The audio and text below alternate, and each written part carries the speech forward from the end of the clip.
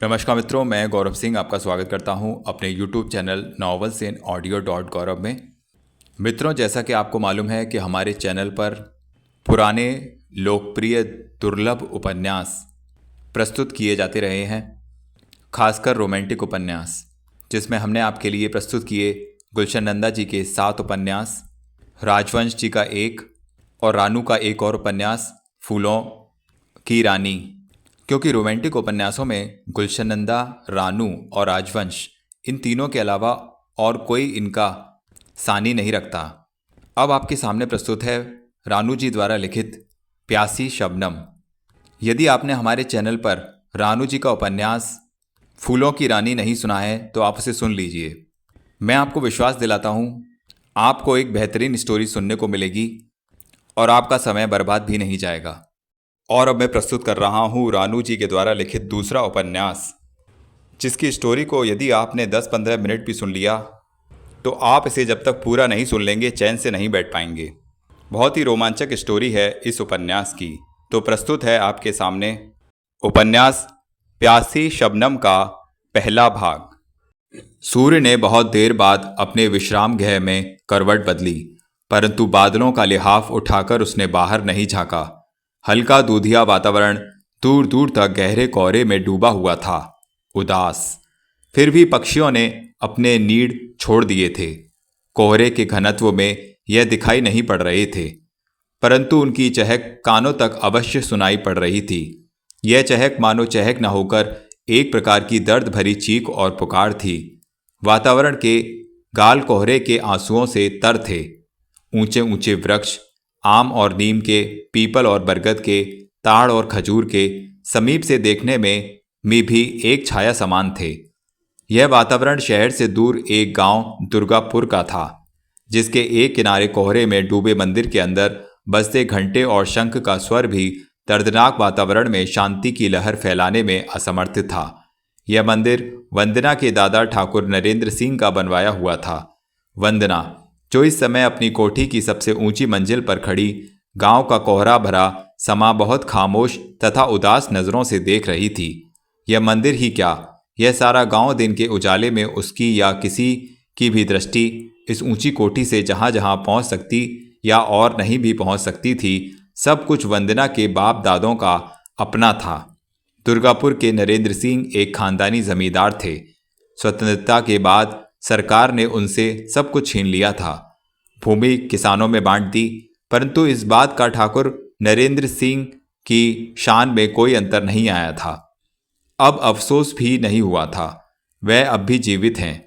धन दौलत की कमी नहीं, कमी है तो एक बात की, मन की शांति की। प्रसन्नता तो उनसे सदा के लिए रूठ चुकी है। अब वे चाहें भी तो कभी भी मुस्कुरा नहीं सकते। वंदना ठाकुर नरेंद्र सिंह की पोती है। दुर्गापुर में उसका बचपन बीता है। यहाँ के खेतों, मुंडेरों तथा पगडंडियों पर वह चौकड़ियाँ भरती नहीं थकती थी। यहाँ के वातावरण में उसने जीवन के निश्चित दिन बिताए थे। बचपन से ही उसे घुड़सवारी का शौक था, इसलिए वह हर स्थान पर घोड़े दौड़ाए नहीं थकती थी। वह उसका क्षेत्र था, उसके बाप दादों का। यहाँ के लोग उसकी प्रजा थे। तब वह मुस्कुराती कली थी, जो अब फूल बनी थी तो मुस्कुरा ना सकी। मुस्कान उसके ओठों से सदा के लिए छिन गई थी। यही कारण था कि इस समय मन में उदासीनता लिए कोठी की सबसे ऊंची मंजिल पर खड़ी कोहरे भरे समा को बहुत उदास भरे देख रही थी, जिसके घनत्व ने उदय होते सूर्य के प्रकाश को पूर्णतया धरती पर पहुंचने से पहले ही रोके रखा था। स्वतंत्रता से बहुत पहले दुर्गापुर की जागीर एक ओर से एक नदी तक सीमित थी, जहां जागीरदार नरेंद्र सिंह ने एक मंदिर बनवाया था। नदी के उस पार कभी शमशेर सिंह की जागीर बेलापुर थी। जागीरदार नरेंद्र सिंह चरित्रवान थे, दयालु थे। अपनी प्रजा के सुख का उन्होंने सदा ही ध्यान रखा था। गांव की स्त्रियां उनकी माँ, बहन, बहू तथा बेटियां थीं। यही कारण था कि स्वतंत्रता के बाद आज भी पुराने लोग उन्हें राजा कहकर पुकारते हैं। परंतु नरेंद्र सिंह के चरित्र के विपरीत जागीरदार शमशेर सिंह बहुत ही चरित्रहीन था। एक नंबर का अय्याश और जालिम। अपनी प्रजा पर वह अपना व्यक्तिगत अधिकार समझता था। अपनी वासना की प्यास बुझाने के लिए उसने बेलापुर की जनता पर क्या क्या अत्याचार नहीं किए। उसके राज्य में लड़कियां जवान होने से पहले ही उसके बदमाशों और गुंडों द्वारा उठाकर उसके रंगमहल में पहुंचा दी जाती थीं, ताकि वह उनसे जी भर रंगरेलियां मनाए। उसके बाद उनकी हत्या करवाकर वह 5 मील दूर चील कौओं तथा जंगली पशुओं के लिए जंगल में फिकवा देता था। उसकी जनता उससे तंग आ चुकी थी, परंतु अपनी गरीबी के कारण आवाज नहीं उठा सकती थी। जिसने आवाज उठाने का प्रयत्न किया उसके जीवन की सलामती नहीं रहती थी। जब शमशेर सिंह का दिन बेलापुर की सुंदरियों से भर गया तो उसने अगल बगल की जागीरों पर भी हाथ फैलाना आरंभ कर दिया। एक रात दुर्गापुर की बारी भी आई। शमशेर सिंह के आदमियों ने जब दुर्गापुर की एक लड़की को उठाना चाहा तो लेने के देने पड़ गए, क्योंकि गांव में शोरगुल मचते ही नरेंद्र सिंह के सिपाहियों ने कुछ डाकुओं को पकड़ लिया। पेशी पर पता चला कि वह किस जागीर के आदमी हैं और उनका मकसद क्या था, तो शमशेर सिंह की करतूतों का पता चल गया। नरेंद्र सिंह अपनी अच्छाइयों के कारण बड़े बड़े अंग्रेज गवर्नर्स तथा अफसरों में लोकप्रिय थे। अंग्रेजी सत्ता में उनकी पहुंच थी। उन्होंने बात अंग्रेजी सरकार को आगे बढ़ाई। गुप्त रूप से जांच हुई और जब शमशेर सिंह की वास्तविकता प्रकट हुई तो अंग्रेज अफसरों ने अपने राज्य को बदनामी से बचाने तथा जनता का दिल जीतने के लिए शमशेर सिंह की जागीर बेलापुर छीनकर जागीरदार नरेंद्र सिंह को दे दी, जिसके कारण अपना अपमान समझकर शमशेर सिंह भड़क उठा। अपनी सारी बर्बादी का कारण जानने में उसे देर न लगी। अंग्रेजी सरकार की आज्ञा का पालन न करते हुए उसने खुलेआम जागीरदार नरेंद्र सिंह से मोर्चा लेना चाहा तो अनेक हत्याएं हुई। जब अंग्रेजी सरकार ने उसके इस अपराध पर उसे सजा देना चाहा तो वह अपने आदमियों सहित भाग निकला। सभी के परिवार साथ थे, परंतु उसका अपना परिवार कोई नहीं था। अय्याशी से समय ही मिलता नहीं था तो विवाह क्या करता।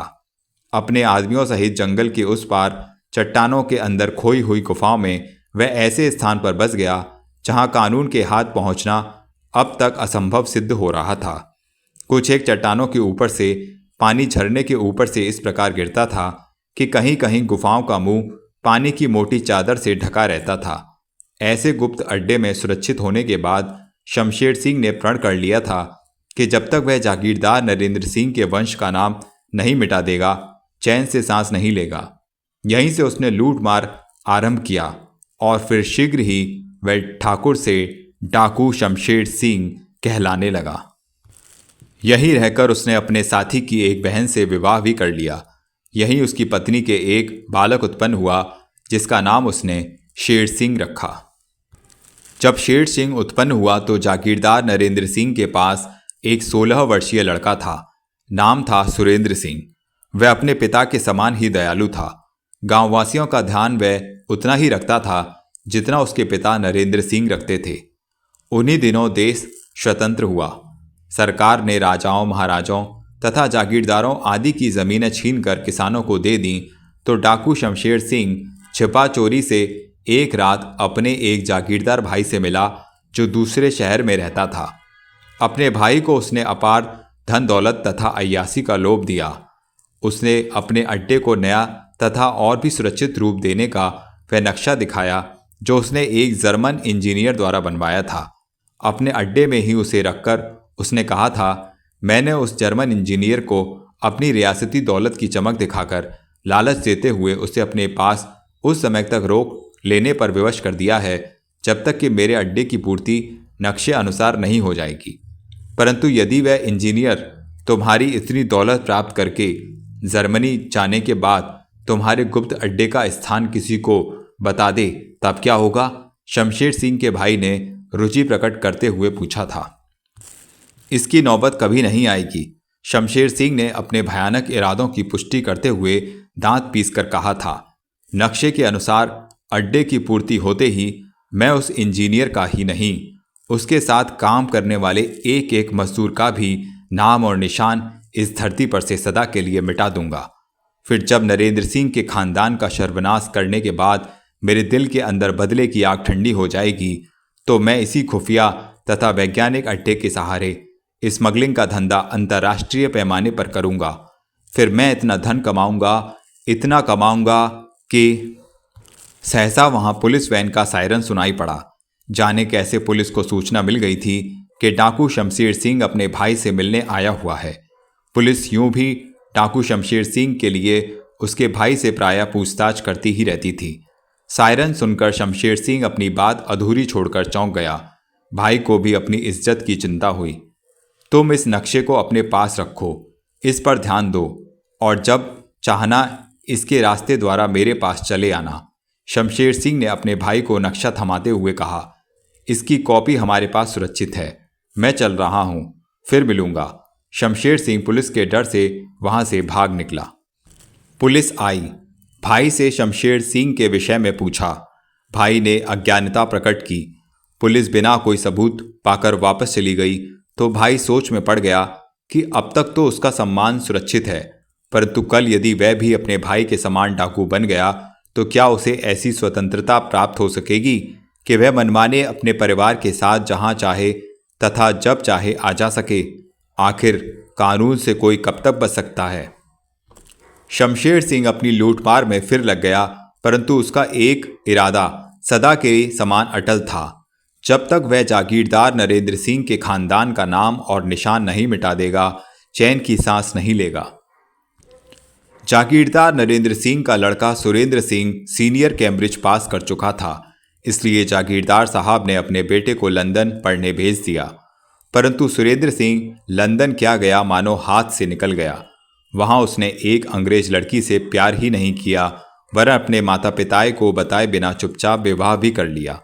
फिर जब सुरेंद्र सिंह ने अपने माता पिता को लिखा कि वह विवाह कर चुका है तो नरेंद्र सिंह के दिल को बहुत धक्का लगा, क्योंकि उन्होंने अपने बेटे के लिए पहले ही एक बहुत बड़े घराने की लड़की देख रखी थी। उन्होंने तुरंत सुरेंद्र सिंह को भारत लौटने की आज्ञा दी। सुरेंद्र सिंह भारत लौटा, परंतु अपनी पत्नी के साथ। विवश होकर जागीरदार नरेंद्र सिंह को अपनी विदेशी बहू स्वीकारनी पड़ी। उसके बाद अपना सम्मान तथा शान स्थिर रखने के लिए उन्होंने कुछ दिनों बाद एक शानदार दावत की। दावत में मेहमानों का समूह भर गया, परंतु मेहमानों में भेष बदलकर शमशेर सिंह भी अपने आदमियों सहित आ धमका। ऐसे अवसर की ही तो उसे प्रतीक्षा थी। बिना किसी संकोच के, बिना कोई संदेह उत्पन्न किए, उसने अपनी पॉकेट से रिवॉल्वर निकालकर गोली तुरंत नरेंद्र सिंह के जवान बेटे सुरेंद्र सिंह की छाती में दाग दी, जो एक सोफे पर अपनी पत्नी के साथ निश्चिंत बैठा मुस्कुरा रहा था। सुरेंद्र सिंह एक ही झटके में सोफे पर अपनी पत्नी के कंधे पर गिरता हुआ ढेर हो गया। तभी चीख और पुकार मच गई। कोठी की ओर से भी बंदूकें निकल आईं तो शमशेर सिंह अपने आदमियों के साथ भाग निकला। उसके केवल 2 साथी मारे गए। यदि जीवित पकड़े भी जाते तो शमशेर सिंह के लिए कोई चिंता की बात नहीं होती, क्योंकि उसके अड्डे को केवल गिने चुने साथी ही जानते थे, जिनका काम डकैती करने के बजाय यह था कि जो डाकू डकैती करने के लिए जाते थे उन्हें वे आंखों पर पट्टी बांधकर अड्डे से काफ़ी दूर सुरंग के अंदर शमशेर सिंह के साथ छोड़ देते थे। फिर वहीं छिपकर लौटने की प्रतीक्षा भी करते थे, ताकि उनकी आंखों पर पट्टी बांधकर उन्हें अड्डे के अंदर भी ले जाएं। इस प्रकार शमशेर सिंह के साथ डाका डालने वाले डाकुओं को स्वयं ही ज्ञात नहीं था कि उनके छिपने का अड्डा किस स्थान पर है। अड्डा ऐसा था जिसके अंदर पहुंचकर मुख्य द्वार पर ताला डाल दिया जाता था, ताकि कोई डाकू भागकर इस अड्डे का पता न लगा सके। शमशेर सिंह ने अपने सभी साथियों को पूरी सुविधाएं, ऐश और आराम दे रखा था। अपने डाकू अपने परिवार के साथ अड्डे के अंदर रह रहे थे। नरेंद्र सिंह का इकलौता लड़का सुरेंद्र सिंह मारा गया तो पुलिस ने शमशेर सिंह की खोज की, परंतु उसके ठिकानों का कोई पता नहीं चला। नरेंद्र सिंह का संसार सूना हो गया। विदेशी बहू मां बनने से पहले ही विधवा हो गई। बेटे की मृत्यु ने नरेंद्र सिंह के दिल में बदले की आग भड़का दी, परंतु इस आग से होता ही क्या था। जब पुलिस को ही शमशेर सिंह के ठिकाने का पता नहीं मालूम था तो उन्हें क्या पता चलता। फिर भी अब वह बंदूक हर क्षण अपने पास ही रखते थे। शमशेर सिंह की तलाश में वह अकेले ही जंगल की ओर निकल जाते, परंतु उन्हें अपनी पत्नी तथा विधवा बहू के प्यार ने रोक रखा था। कुछ दिनों बाद जागीरदार नरेंद्र सिंह की विधवा बहू को एक संतान उत्पन्न हुई। संतान एक नन्ही मुन्नी बच्ची थी, बहुत ही प्यारी लड़की, बिल्कुल अपनी विदेशी मां के समान। बच्ची नरेंद्र सिंह के स्वर्गवासी बेटे की एकमात्र निशानी थी, इसलिए नरेंद्र सिंह के गमों के सागर में चंद बूंदें कम हो गई। बच्ची का नाम उन्होंने वंदना रखा। वंदना को अपने दादा दादी से इतना प्यार मिला कि वह माँ से अधिक उन दोनों के साथ ही रहती। माँ के पक्ष में यह अच्छा ही हुआ। जब उसके अंग्रेज माता पिता ने उसे लंदन बुलाया ताकि जीवन का नया मोड़ एक बार फिर आरंभ करे, तो वह वंदना को छोड़कर चली गई। वंदना दुर्गापुर के वातावरण में पली, घूमी फिरी और चढ़ती आयु की ओर बढ़ी। माँ ने लंदन जाकर दूसरी शादी कर ली थी, परंतु साल 2 साल में एक बार भारत आकर वह अपनी बेटी को अवश्य देख लेती थी। दिल चाहता था कि बेटी को अपने साथ वह लंदन ले जाए, परंतु उसका प्यार अपने दादा दादी की ओर अधिक देखकर वह बेटी को उनसे अलग करना उचित नहीं समझती थी। उधर शमशेर सिंह की डाका जनी जोरों पर थी। नक्शे के अनुसार वह अपना अड्डा बनवा चुका था।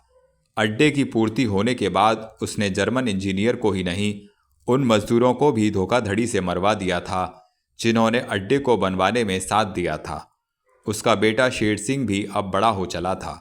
बचपन से ही वह डकैतों में अपने पिता के साथ रहता था, जिससे अब उसका डकैती करने का धड़का खुल चुका था। बाप ने बचपन से ही बेटे के दिल में नरेंद्र सिंह के लिए घृणा भर रखी थी। इसलिए एक रात जोश में आकर अपने पिता के साथ उसने भी नरेंद्र सिंह की कोठी पर चढ़ाई कर दी। परंतु नरेंद्र सिंह अपने आदमियों के साथ अब सदा सतर्क रहने लगा था। शेर सिंह को नरेंद्र सिंह की शक्ति का अनुमान तब हुआ जब नरेंद्र सिंह की गोली का शिकार शमशेर सिंह हुआ। वह वहीं मारा गया तो उसके आदमी भाग खड़े हुए। विवश होकर शेर सिंह को भी अपनी जान बचाना आवश्यक हो गया। वह भाग निकलने में सफल तो हो गया, परंतु उसके दिल के अंदर नरेंद्र सिंह के बदले की आग और अधिक भड़क उठी। कुछ दिनों के लिए डाका जानी ठंडी पड़ गई। समय के साथ शेर सिंह ने भविष्य के लिए ठंडे दिल से सोचा। अब वह डाकुओं का सरदार था, क्योंकि अड्डे की बहुत सी खुफिया बातों को वह तथा उसकी माँ ही जानती थी। दूरदर्शिता से काम लेते हुए उसने अपने ही गिरोह के साथियों के साथ एक चाल चली, एक नई तथा अनूठी चाल। वह दिल का पत्थर तथा बुद्धि का बहुत तेज था। उसने धीरे धीरे अपने ही आदमियों की हत्या रहस्यमय ढंग से करनी आरंभ कर दी। उनके स्थान पर जो भी नए डाकू रखे, उनके सामने जाने की कभी आवश्यकता ही नहीं पड़ी।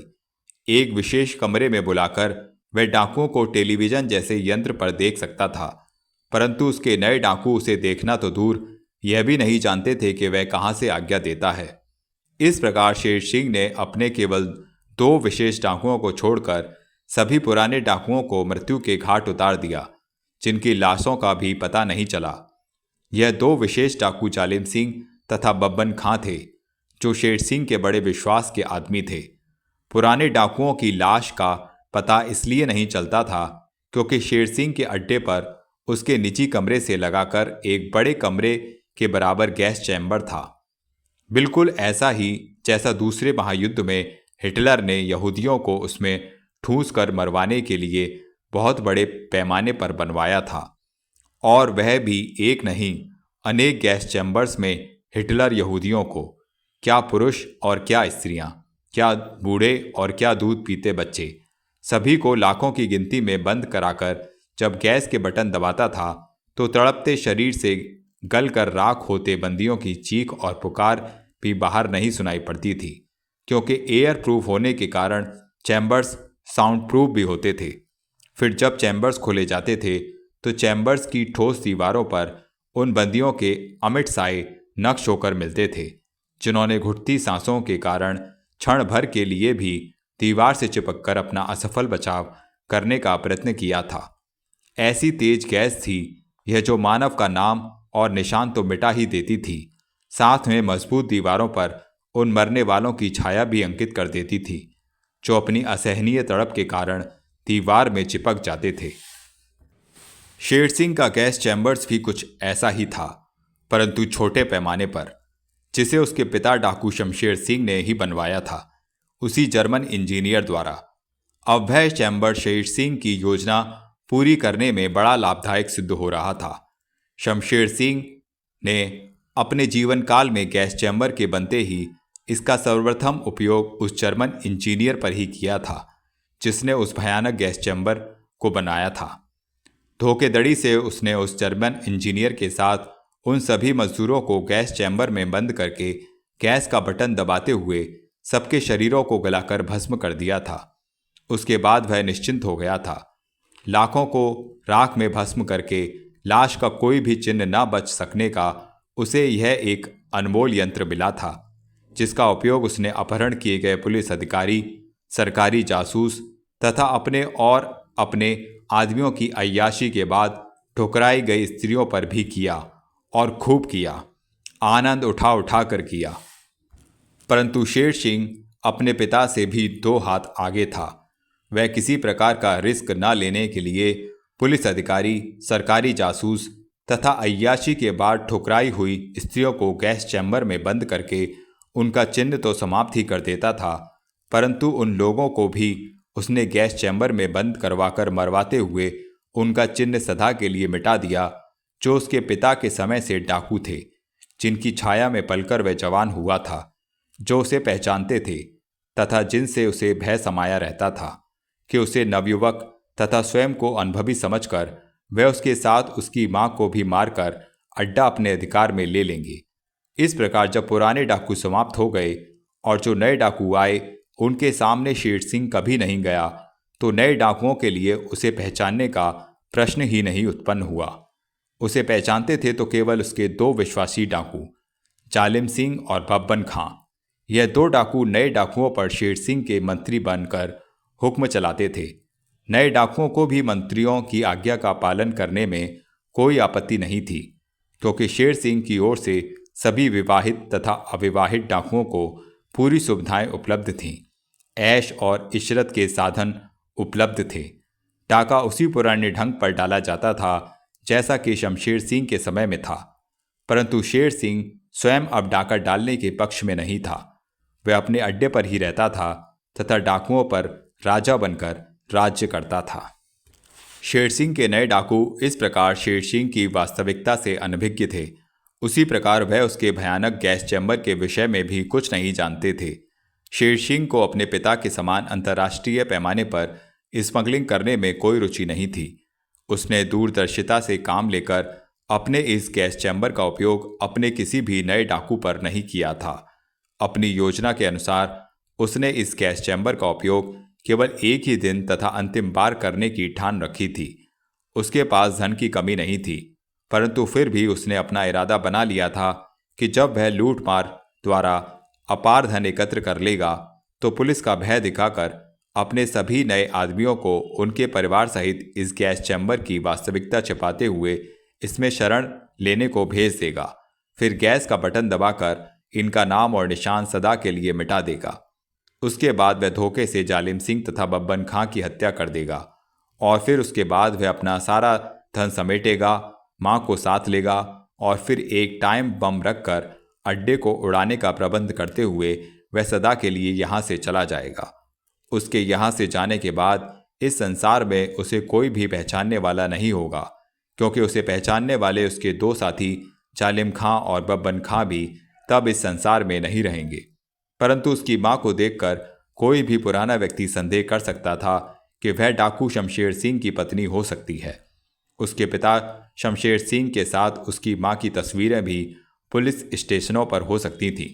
इसलिए अपने इस इरादे को साकार रूप देने में शेर सिंह कभी कभी झिझक भी जाता था। झिझक कर आने वाले उचित समय तथा अवसर की प्रतीक्षा करने लगता था। युग बीत जाता है, परंतु मानव का मुखड़ा नहीं बदलता। युगों के बाद भी मानव के अंदर कोई न कोई बात ऐसी अवश्य रह जाती है जिससे उसे पहचाना जा सकता है। फिर पुलिस की दृष्टि तो विशेष रूप से डाकू शमशेर सिंह तथा उसके परिवार पर बिछी हुई थी। शेर सिंह एक चतुर डाकू था। उसने कभी ऐसा रिस्क नहीं लिया जिससे उसकी सारी मेहनत पर पानी फिर जाए, वह पकड़ा जाए और फिर कहीं का भी ना रहे।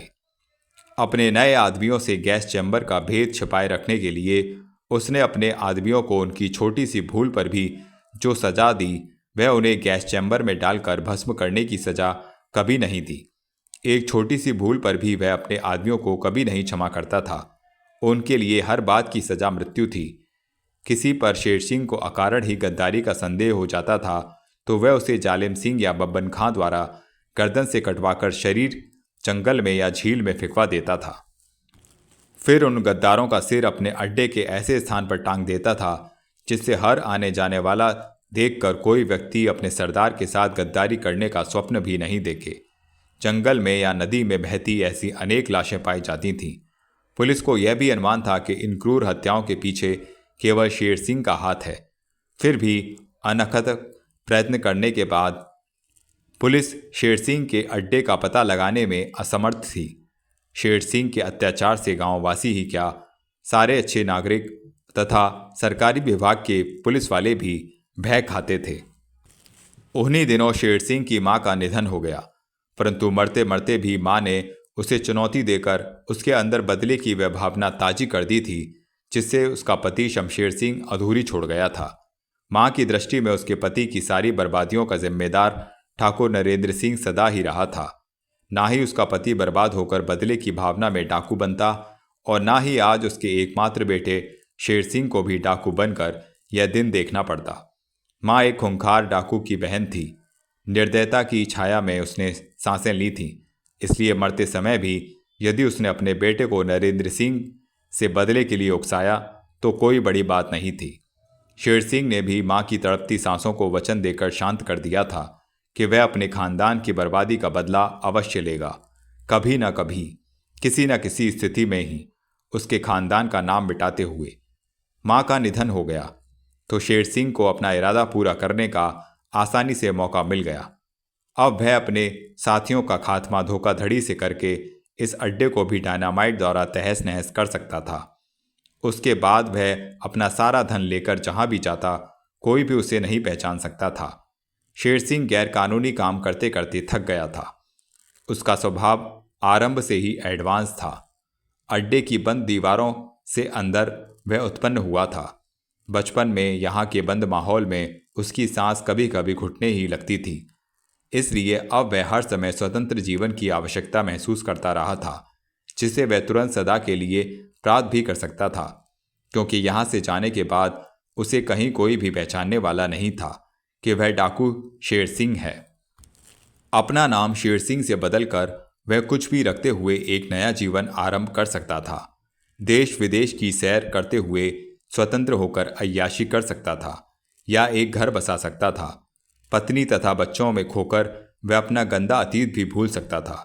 मां की मृत्यु ने उसके लिए स्वतंत्रता के रास्ते खोल दिए थे, परंतु वह यह सब तभी कर सकता था जब मां की अंतिम सांसों में उसे दिया वचन निभाता। ठाकुर नरेंद्र सिंह के खानदान का नाम और निशान मिटाकर अपने पिता की आत्मा की शांति का साधन बनता, और ऐसा करने के लिए वह तैयार था, पूरे मन से तैयार था, वरना वह अपने आप को ठाकुर समझकर कभी नहीं क्षमा करता।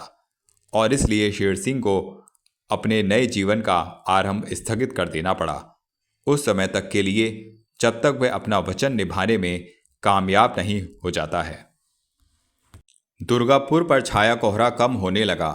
सूर्य ने बादलों का लिहाफ उठाकर झांकना आरंभ किया तो दूधिया वातावरण में चमक उत्पन्न होने लगी। किसानों ने अपने खेतों पर जाना आरंभ कर दिया था। गांव की कुछ औरतें भी अपने अपने कामों पर निकल पड़ी थीं। खपरेल तथा कुछ एक अधपक्के मकानों के सामने जहां कहीं अंगीठियां जल रही थीं, अब केवल वही धुएं ने छटते कोहरे में मिलकर घनी धुंध बना रखी थी। वृक्ष की पत्तियों का रंग छलकने लगा था। पंछी छाया बनकर दिखाई पड़ने लगे। गांव का मंदिर भी छलक आया। एक किनारे पुलिस की वह चौकी भी साफ दिखाई दे रही थी जिसका प्रबंध सरकार ने अभी कुछ ही दिन पहले इस गांव में पहली बार किया था। इस चौकी का प्रबंध सरकार को डाकुओं से तंग आकर करना पड़ा था। वंदना अब तक उसी प्रकार अपनी कोठी की सबसे ऊंची मंजिल पर खड़ी हुई थी। दुर्गापुर का वातावरण देखती हुई वह इस प्रकार खोई हुई थी कि मानो आज वह अंतिम बार अपने गांव को विदाई दृष्टि से देख रही थी। दुर्गापुर में उसका कोई भी अंतिम दिन हो सकता था, क्योंकि वह इस क्षेत्र, इस शहर, बल्कि इस देश को छोड़कर किसी भी दिन लंदन के लिए निकल सकती थी। वह 2 मास पहले ही लंदन से अपने देश, अपने गांव वापस आई थी, कुछ ही दिनों के लिए, लंदन की नागरिकता प्राप्त करने के बाद। परंतु अपनी कोठी में आते ही उसे ऐसी दुर्घटना का सामना करना पड़ गया था कि उसका सब कुछ लुट गया। यहाँ से लंदन किसी भी समय जाने के लिए उसका अपना पासपोर्ट तैयार था और वह लंदन से बनवाकर लाई थी, परंतु रुकी हुई इसलिए थी क्योंकि वह अपने साथ अपने दादाजी को भी लंदन ले जाना चाहती थी। उनके पासपोर्ट के लिए जांच आ सकती थी। किसी भी समय पासपोर्ट भी आ सकता था, जिसकी प्रतीक्षा वह प्रतिदिन करते हुए हर दिन को ही दुर्गापुर में अपना अंतिम दिन समझने पर विवश थी। छठते कोहरे में कोठी से दूर वंदना की दृष्टि एक बूढ़े ताड़ के वृक्ष पर पड़ी जो चोटी से गंजा था। उसके पत्ते जमाने की हवा के साथ जाने कब झड़ गए थे। ताड़ का तना एक बल्ली समान दिखाई पड़ रहा था। इस ताड़ से वंदना के बचपन की कुछ यादें संबंध रखती थीं। यादें बचपन की थीं, इसलिए मासूम थीं, जिसमें किसी प्रकार का कोई सपना नहीं सम्मिलित था। तब इस ताड़ के लंबे लंबे हरे पत्ते हवा के बहाव पर सरसराकर बड़ी शान से झूमते रहते थे। वंदना तब 10 वर्ष की थी। एक दिन वंदना दुर्गापुर में घोड़े पर सवार होकर घूमने के बाद शाम के समय इसी ताड़ के वृक्ष के समीप से निकल रही थी कि अचानक इस ताड़ के वृक्ष के नीचे एक 12-13 वर्षीय लड़के को अपनी ओर पीठ किए परंतु सिर पर छाता लगाकर नीचे बैठा हुआ देखकर वह चौंक पड़ी थी। उसे आश्चर्य भी बहुत हुआ था। गम का सुहाना वातावरण, वर्षा व धूप, फिर वह लड़का छाता क्यों लगाए है। अचानक वंदना की दृष्टि लड़के के समीप जमीन पर रखे 4-5 ताड़ी के घड़ों पर पड़ी। वह लड़के को बहुत ध्यान से देखने लगी। लड़के ने उसकी उपस्थिति से अज्ञात बहुत संतोष के साथ घड़े में से एक गिलास में ताड़ी निकाली। तभी वंदना के कानों में ताड़ के वृक्ष के ऊपर से चीखने और चिल्लाने का स्वर सुनाई पड़ने लगा। वंदना ने ऊपर देखा। ताड़ के पत्तों में एक ताड़ीवान था। वह नीचे बैठे लड़के को गंदे शब्द कहते हुए उसे ताड़ी चुराने से मना कर रहा था, परंतु ताड़ीवान की बातों का लड़के पर कोई भी प्रभाव नहीं पड़ रहा था। उसने निश्चिंत होकर अपना ताड़ी से भरा गिलास वहीं पीकर खाली कर दिया। ताड़ी उसने घड़े में दोबारा निकाली, गिलास को एक बार फिर समाप्त किया। उसके बाद वह उसी प्रकार सिर पर छाता लगाए खड़ा हुआ और फिर वंदना की ओर देखे बिना ही आगे बढ़कर एक खपरेलदार मकान की ओट में लुप्त हो गया। कुछ देर बाद ही लड़कर फिर वापस आया, परंतु इस बार उसके हाथ में छाता नहीं था। छाता वह कहीं छुपाकर आया था। लड़के ने वंदना को देखा, परंतु वह जरा भी नहीं चौंका। उसका विचार था कि ठाकुर नरेंद्र सिंह की पोती अभी अभी यहाँ आई है। उसने बहुत भोलेपन से वंदना को हाथ जोड़कर झुकते हुए नमस्ते कर दिया। लड़का वंदना से कुछ दूर पर अनजान बनकर टहलने लगा। उसी समय ताड़ी वाला भी ताड़ से नीचे उतरा। उसकी कमर से ताड़ी से भरा एक घड़ा लटक रहा था। नीचे आने के बाद उसने कमर से बंधा घड़ा नीचे रखा, फिर इधर उधर देखा। उसके बाद वह लड़के के पास पहुंचा। कुछ सुनक कर उसने लड़के से पूछा, ए लड़के, तुमने यहाँ किसी छाते वाले को इधर से जाते देखा है? छाते वाले को? लड़के ने अनजान बनकर आश्चर्य प्रकट किया। बोला, इस समय धूप या वर्षा हो रही है, जो कोई छाता लगाकर कहीं निकलेगा? अरे धूप या वर्षा के कारण वह छाता नहीं लगाता है, ताड़ी वाले ने खिसियाकर कहा। दरअसल वह अक्सर मेरी ताड़ी यहाँ आकर चुराते हुए मुफ्त ही पी जाता है और मैं उसके सिर पर छाता होने के कारण उसे पहचान तक नहीं पाता जो उस बदमाश को पकड़ सकूं। तो फिर तुम उसे तुरंत उसी समय वृक्ष से उतरकर क्यों नहीं पकड़ लेते हो? लड़के ने सब कुछ जानते हुए उसे सुझाव दिया। अरे मूर्ख, इतनी ऊपर से उतरते उतरते तो मुझे समय लग जाता है। इतनी देर में वह लड़का भाग नहीं जाएगा, ताड़ी वाले ने कहा। और फिर दोबारा ताड़ पर चढ़ूंगा तो वह भी दोबारा छाता लिए वहां आ पहुंचेगा। एक ही बार में तो ऊपर चढ़ने में सांस फूल जाती है। ताड़ी वाले की सांस अभी भी फूल रही थी। वंदना की समझ में आ गया कि यह लड़का छाता लगाकर क्यों ताड़ी चुराने आया था। वह इस लड़के की बचपन भरी बुद्धिमानी पर मुस्कुरा दी। ताड़ीवान अपने ताड़ी के घड़े संभाल कर चला गया तो वंदना ने घोड़े को एड़ लगाई और लड़के के पास जा पहुंची। लड़का उसे भयभीत सा देखने लगा, कहीं उसकी चोरी तो नहीं पकड़ी गई। क्या नाम है तुम्हारा? वंदना ने पूछा। जी, लड़के ने सहमकर कहा। अमर सिंह। अमर सिंह? वंदना ने लड़के को आश्चर्य से देखा। जी हाँ, लड़के ने कहा, मैं ठाकुर मोहन सिंह का पुत्र हूँ। वही ठाकुर मोहन सिंह जिन्हें अक्सर आपके दादाजी की सेवा करने का सम्मान मिल जाता है। मोहन सिंह गांव का एक ऐसा साहसी तथा बहादुर व्यक्ति था जिसने गांव के गिने चुने साहसी व्यक्तियों के साथ मिलकर गांव पर डाकुओं के अनेक आक्रमण असफल बना दिए थे उन्होंने ठाकुर नरेंद्र सिंह पर होने वाले आक्रमण में भी डाकुओं के विरुद्ध ठाकुर नरेंद्र सिंह का पूरा साथ दिया था। वह अब भी नरेंद्र सिंह की कोई भी सेवा करने के लिए कोठी में अपनी उपस्थिति दे आते थे। नन्ही वंदना को वह बेटी कहकर पुकारा करते थे। वंदना ने कहा, तुम्हारे पिता इतने साहसी तथा ईमानदार व्यक्ति हैं और तुम एक बुज़दिल के समान चोरी करते हो। क्या ऐसा करते तुम्हें शर्म नहीं आती? जी, अमर चौंक गया। उसे मानो वंदना से ऐसे शब्दों की आशा नहीं थी। उससे भी एक कम आयु की लड़की उसे समझा रही थी। वह मन ही मन बहुत लज्जित हुआ। उसने कहा, दरअसल एक दिन मुझे विचार आया कि ताड़ी पीने के लिए लोग ताड़ी की दुकान पर इतनी दूर जाते हैं और वहां पहुंचने के बाद भी पैसे खर्च करके ही ताड़ी पीते हैं, परंतु मैं ऐसा क्यों करूं, जबकि मुझे यहीं पर ताड़ी पीने को मिल सकती है और वह भी मुफ्त। बस इसलिए ताड़ी पीने का यह ढंग अपना लिया था। परंतु अब आप विश्वास कीजिए, आपके एक ही वाक्य ने मेरी आंखें खोल दी हैं। मैं आपको वचन देता हूं कि अब कभी ऐसा काम नहीं करूंगा, बल्कि शीघ्र ही अपने पिता समान एक साहसी तथा ईमानदार व्यक्ति भी बनकर सारे गांव को दिखा दूंगा। परंतु ईमानदार बनने का यह मतलब नहीं कि तुम चोरी छोड़ने के बाद अब ताड़ी खरीद कर पियो। तुम्हारी आयु बहुत कम है, इसलिए ताड़ी को तुम हाथ भी नहीं लगाओगे, वरना साहसी बनने की सारी इच्छा शक्ति यूं ही धरी की धरी रह जाएगी। वंदना ने मानो उसे आज्ञा दी। आप विश्वास कीजिए, मैं ताड़ी तो क्या, अब किसी भी नशे को जीवन भर हाथ नहीं लगाऊंगा। अमर ने वंदना के भोलेपन से प्रभावित होकर अपनी सारी इच्छाएं मानो सदा के लिए उसके आगे भेंट चढ़ा दी। अपनी बात जारी रखते हुए उसने कहा, आपको अब मुझसे कभी भी कोई शिकायत नहीं होगी। वंदना ने हल्के से मुस्कुरा दी।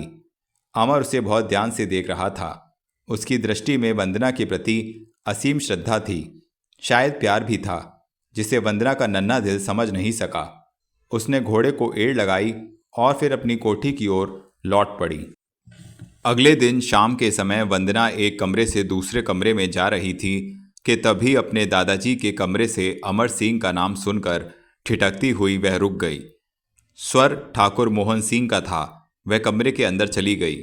कमरे में उसके दादा दादी बैठे हुए थे, जिनसे मोहन सिंह बातें कर रहे थे।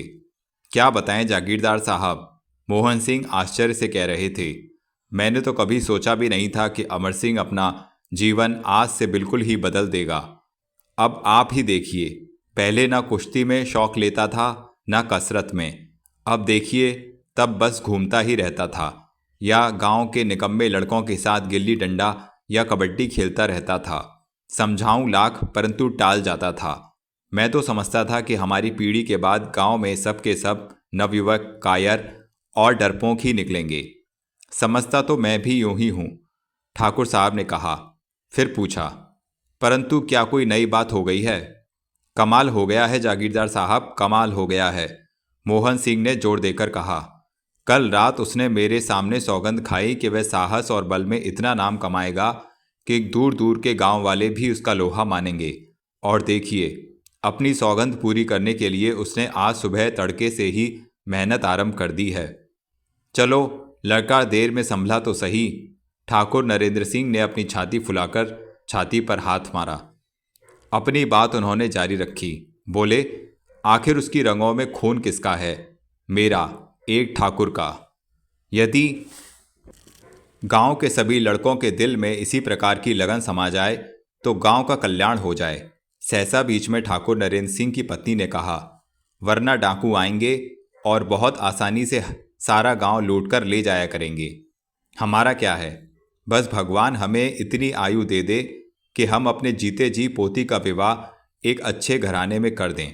ठाकुर नरेंद्र सिंह ने वंदना की ओर देखते हुए कहा। उसके बाद पोती अपने पति के साथ यहाँ नहीं रहे तो अच्छा है। इस गांव से दूर किसी शहर में रहकर कम से कम वह डाकुओं के भय से तो दूर रहेगी। फिर हमें अपने जीवन की कोई चिंता नहीं रहेगी।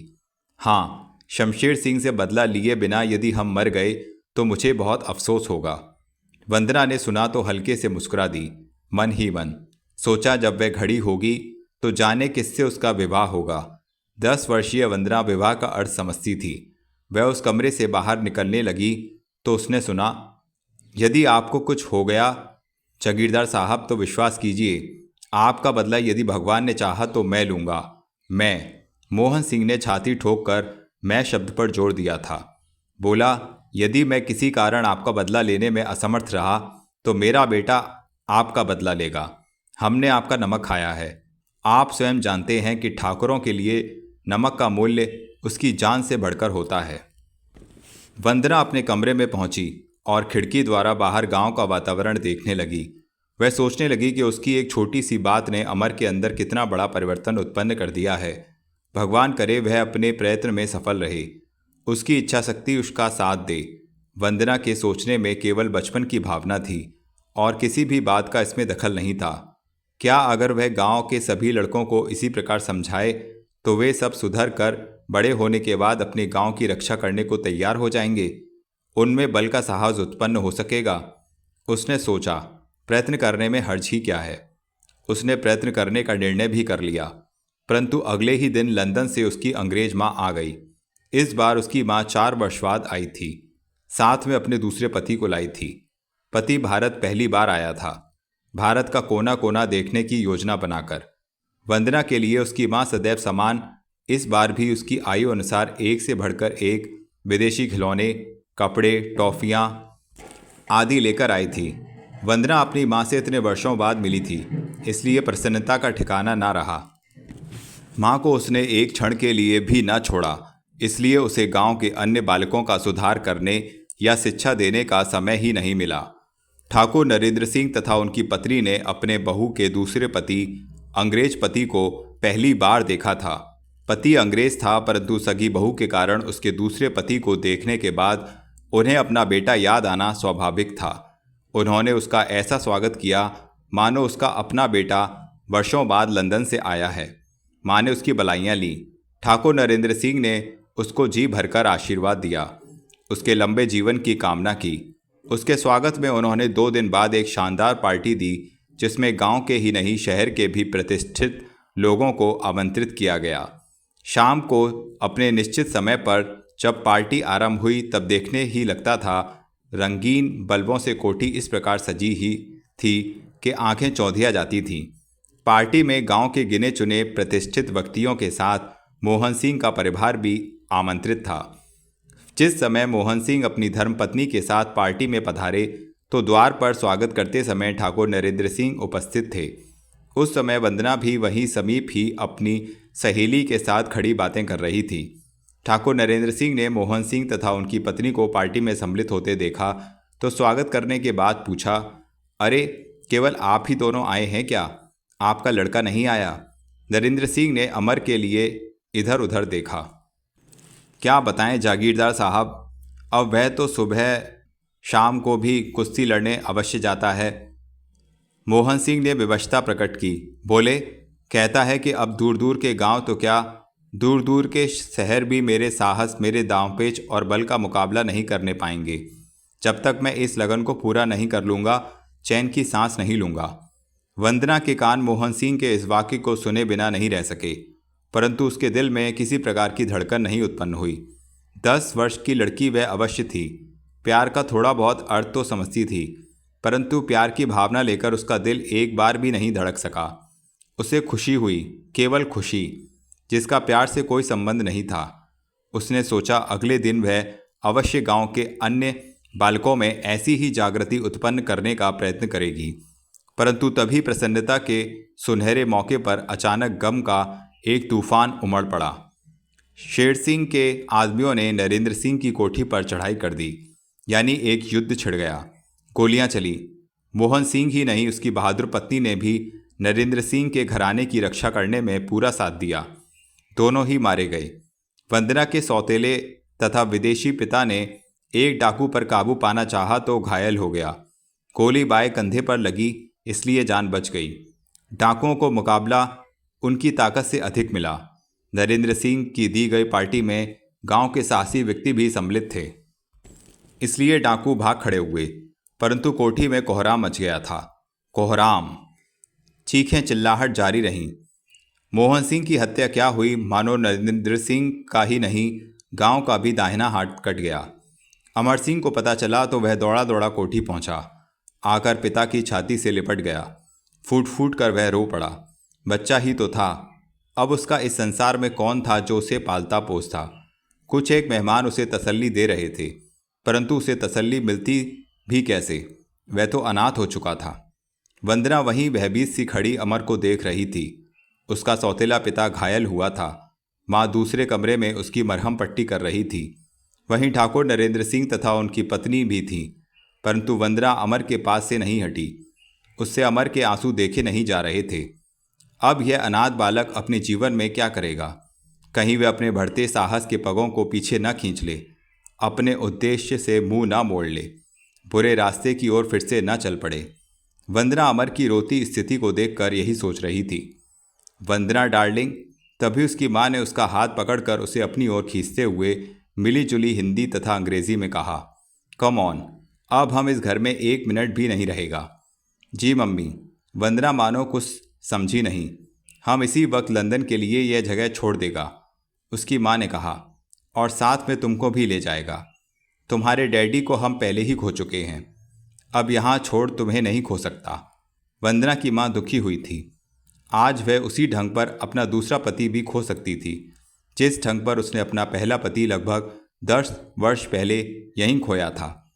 आज वह एक बार फिर विधवा बन सकती थी, जैसे 10 वर्ष पहले विधवा बनी थी। वंदना ने जाते जाते पलटकर अमर को देखा। वह अपनी माँ के पगों पर आंसू बहाता हुआ सिसक रहा था। वंदना के मन में टीस उठी, ऐसी टीस जिसमें अमर के प्रति सहानुभूति के अतिरिक्त कुछ भी नहीं था। वह अपनी माँ के साथ दूसरे कमरे में चली गई। उसके पिता के कंधे पर पट्टी बन चुकी थी। उसने अपने दादा दादी जी की ओर देखा। सारा बचपन उसने उनकी छाया में बिताया था। उनसे बिछड़ने का एहसास करके वह अपने दादाजी से लिपट गई। दादी ने भी उसे अपनी छाती से लगा लिया। दादाजी ने उसके सिर पर प्यार से हाथ रखा, फिर भर्राए स्वर में कहा, तेरा जीवन लंदन में ही सुरक्षित है बेटी, वरना मैं स्वयं बहू से तेरी भीख मांग लेता। जा और सुखी रहना। उन्होंने उसे दिल की गहराई से आशीर्वाद दिया। वंदना अगली सुबह ही अपने माता पिता के साथ शहर के लिए रवाना हो गई थी, ताकि हवाई अड्डे से लंदन जाने वाला जहाज पकड़ सके। लंदन पहुंचने के बाद जिस प्रकार की शिक्षा उसने प्राप्त की, उसने उसे बिल्कुल ही अंग्रेज बना दिया। आरंभ से ही अंग्रेज माँ का उस पर रंग रूप गया था। आयु के साथ रंग रूप उभरा तो वह मिस्री की सफ़ेद डली बन गई थी। 17 वर्ष की आयु में उस पर दृष्टि ठहरना कठिन हो गया।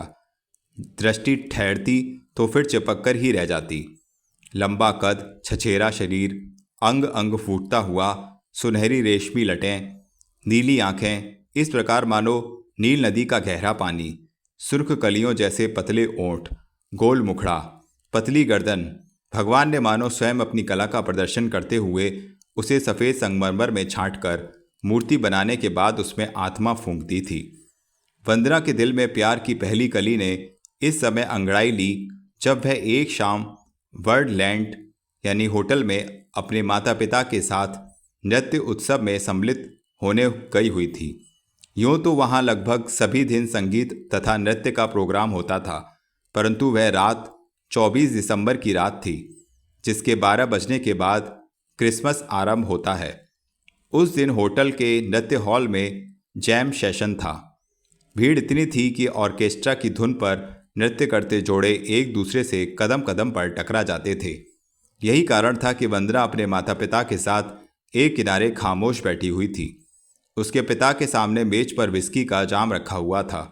माँ के सामने भी वाइन का जाम था, परंतु वंदना केवल कॉफ़ी द्वारा ही अपना काम चला रही थी। अंग्रेज माँ से उत्पन्न होने तथा इतने वर्षों लंदन में रहने के पश्चात वह उस वस्तु को ओठों से लगाना पाप समझती थी जिसमें नाम मात्र भी मदिरा मिली हो। परंतु इसका यह अर्थ नहीं कि उसे ऊंचा समाज पसंद नहीं था।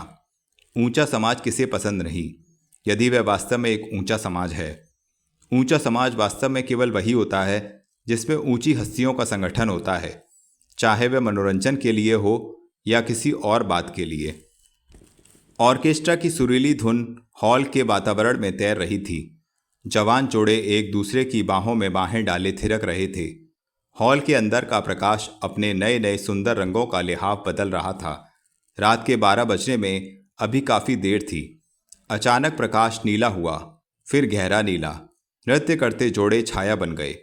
अचानक ऑर्केस्ट्रा की धुन ड्रम की तेज गूंज में परिवर्तित हो गई। फिर अचानक ही संगीत ठहर गया।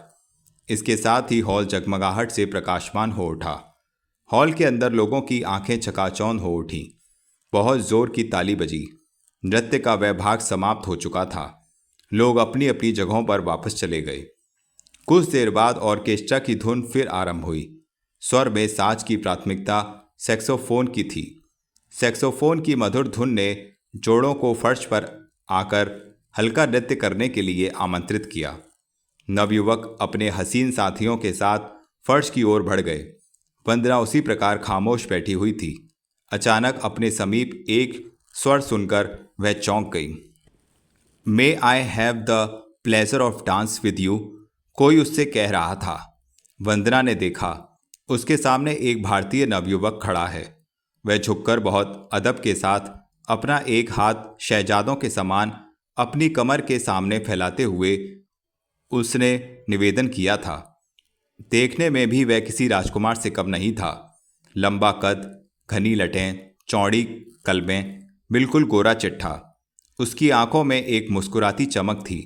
ओठों पर हल्की परंतु बड़ी सुंदर और आकर्षक मुस्कान, जिससे वंदना प्रभावित हुए बिना नहीं रह सकी। उसने नवयुवक को ऊपर से नीचे तक देखा। उसके शरीर पर राजकुमारों जैसा ही कोट था, लाल गुलाब समान, जिसके कॉलर पर एक सफ़ेद गुलाब टका हुआ था। क्रीम रंग की पैंट, क्रीम रंग के पेरिस के बने जूते वह पहने हुए था, जिनका सारे संसार में कोई मेल नहीं। उसकी पैंट के रंग से ही मेल खाती गर्दन की टाई थी, जिस पर लहरादार पतली धारियों का रंग उसके कोट समान लाल था। ऐसा सुंदर तथा मैचिंग पहनावे में उस नवयुवक का व्यक्तित्व निखर कर और प्रभावशाली बन गया था। वंदना के शरीर में भारतीय पिता का रक्त था। इतने सुंदर भारतीय नवयुवक को देखकर उसकी इच्छा हुई कि वह तुरंत उसके साथ नृत्य के लिए खड़ी हो, परंतु उसके अंदर एक भारतीय नारी की आत्मा के साथ लाज भी जीवित थी।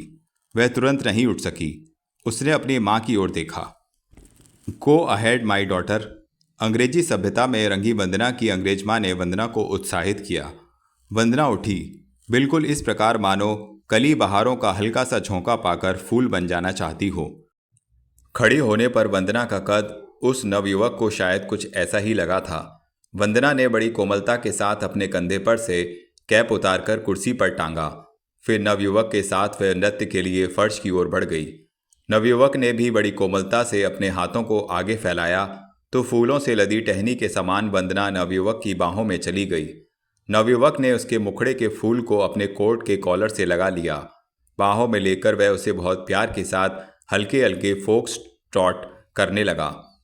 नवयुवक की सांसों की गर्मी वंदना को बहुत अच्छी लगी। क्या मैं आपका शुभ नाम जान सकता हूँ? कुछ देर उसी प्रकार नृत्य के बाद नवयुवक ने पूछा। वंदना। वंदना ने छोटा सा उत्तर दिया।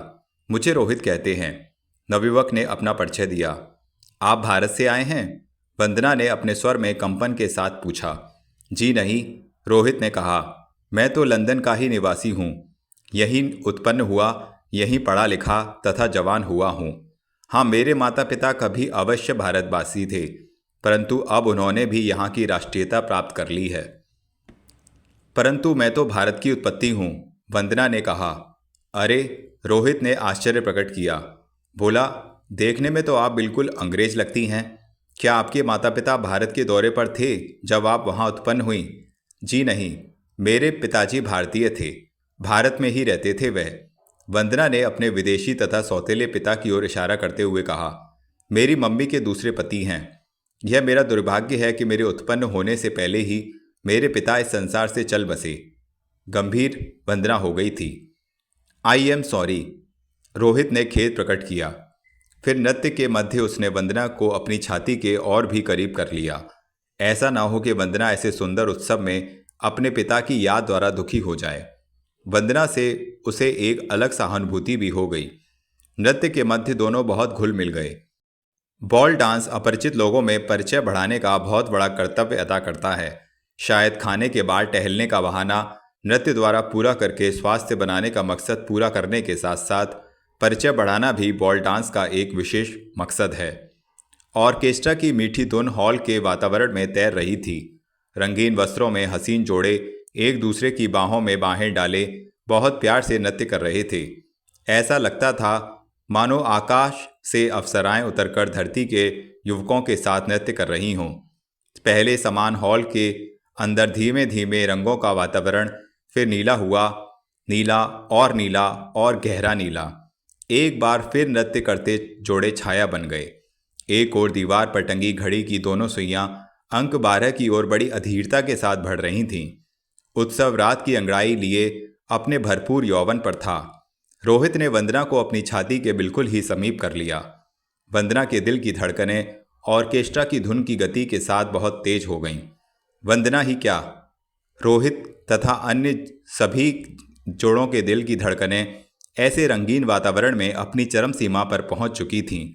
वंदना की इच्छा हुई कि यह समय कभी समाप्त ना हो, धुन इसी प्रकार बजती रहे, समय अपने स्थान पर ठहर जाए। परंतु समय कभी अपने स्थान पर नहीं ठहरता। इस बात को ज्ञात करके वंदना को अधिक देर नहीं लगी। घड़ी की दोनों सुइयां एक बनकर अंक 12 पर पहुंच चुकी थीं। दिन समाप्त हो चुका था, जिसकी घोषणा ऑर्केस्ट्रा की तेज धुन तथा क्षण भर के उस घने अंधकार ने कर दी, जिसे हॉल के अंदर सारी ही बत्तियां बुझाकर प्रवेश करने का अवसर दे दिया गया था। उस क्षण भर के अंधकार में किस किस कली या फूल से कुछ कहा या चुंबन लिया, किसी को अपने अतिरिक्त दूसरे के विषय में कुछ पता नहीं चला। परंतु वंदना को अपने विषय में इतना अवश्य ज्ञात हो गया कि उसके भंवर ने उससे कुछ न कहकर भी बहुत कुछ कह दिया था। उस क्षण भर के अंधकार में रोहित की बाहें केवल क्षण भर के लिए ही उसके शरीर पर सख्त होकर रह गई थीं। तभी ऑर्केस्ट्रा की धुन एक गूंज के साथ समाप्त हो गई। इसके साथ ही हॉल नियन लाइट्स से प्रकाशमान हो उठा। नृत्य करते जोड़े अचानक चौंककर एक दूसरे से अलग हो गए। बड़े दिन का प्रारंभ हो चुका था। लोगों ने दिल खोलकर जोर और शोर से ताली बजाते हुए इस शुभ दिन का स्वागत किया। उसके बाद नृत्य के और भी अनेक दौर चले। वंदना हर क्षण रोहित की बाहों में ही रही। दोनों एक दूसरे के और भी समीप आ गए, इस प्रकार मानो वर्षों से एक दूसरे को जानते हों। नृत्य रात के 2 बजे तक चलता रहा, परंतु वंदना के पग इतना समय होने के पश्चात जरा भी नहीं थके। फिर जब नृत्य समाप्त हो गया तो वंदना को रोहित ने उसकी मेज के समीप छोड़ा। वंदना के लिए रोहित ने उसकी कुर्सी कुछ पीछे खींचकर मेज से अलग की। वंदना ने कुर्सी पर रखा कैप उतार कर अपने शरीर पर डाला, फिर कुर्सी पर बैठ गई और मुस्कुराती दृष्टि से रोहित को देखा। Thank you very much for the company, Rohit ने उसी सभ्यता के साथ झुककर कहा जिस प्रकार उसने आकर उसे नृत्य के लिए पूछा था।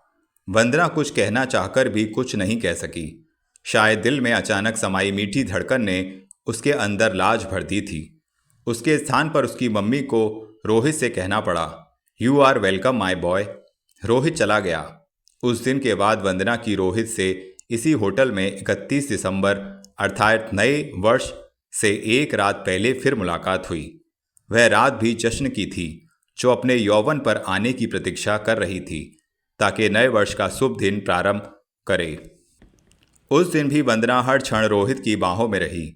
उस रात रोहित ने दूसरे ढंग का रंगीन वस्त्र पहन रखा था, परंतु उसके कॉलर पर लगे गुलाब का रंग वही सफ़ेद था जो इस बार उसकी सफ़ेद रंग के फूल में रुचि का प्रमाण दे रहा था।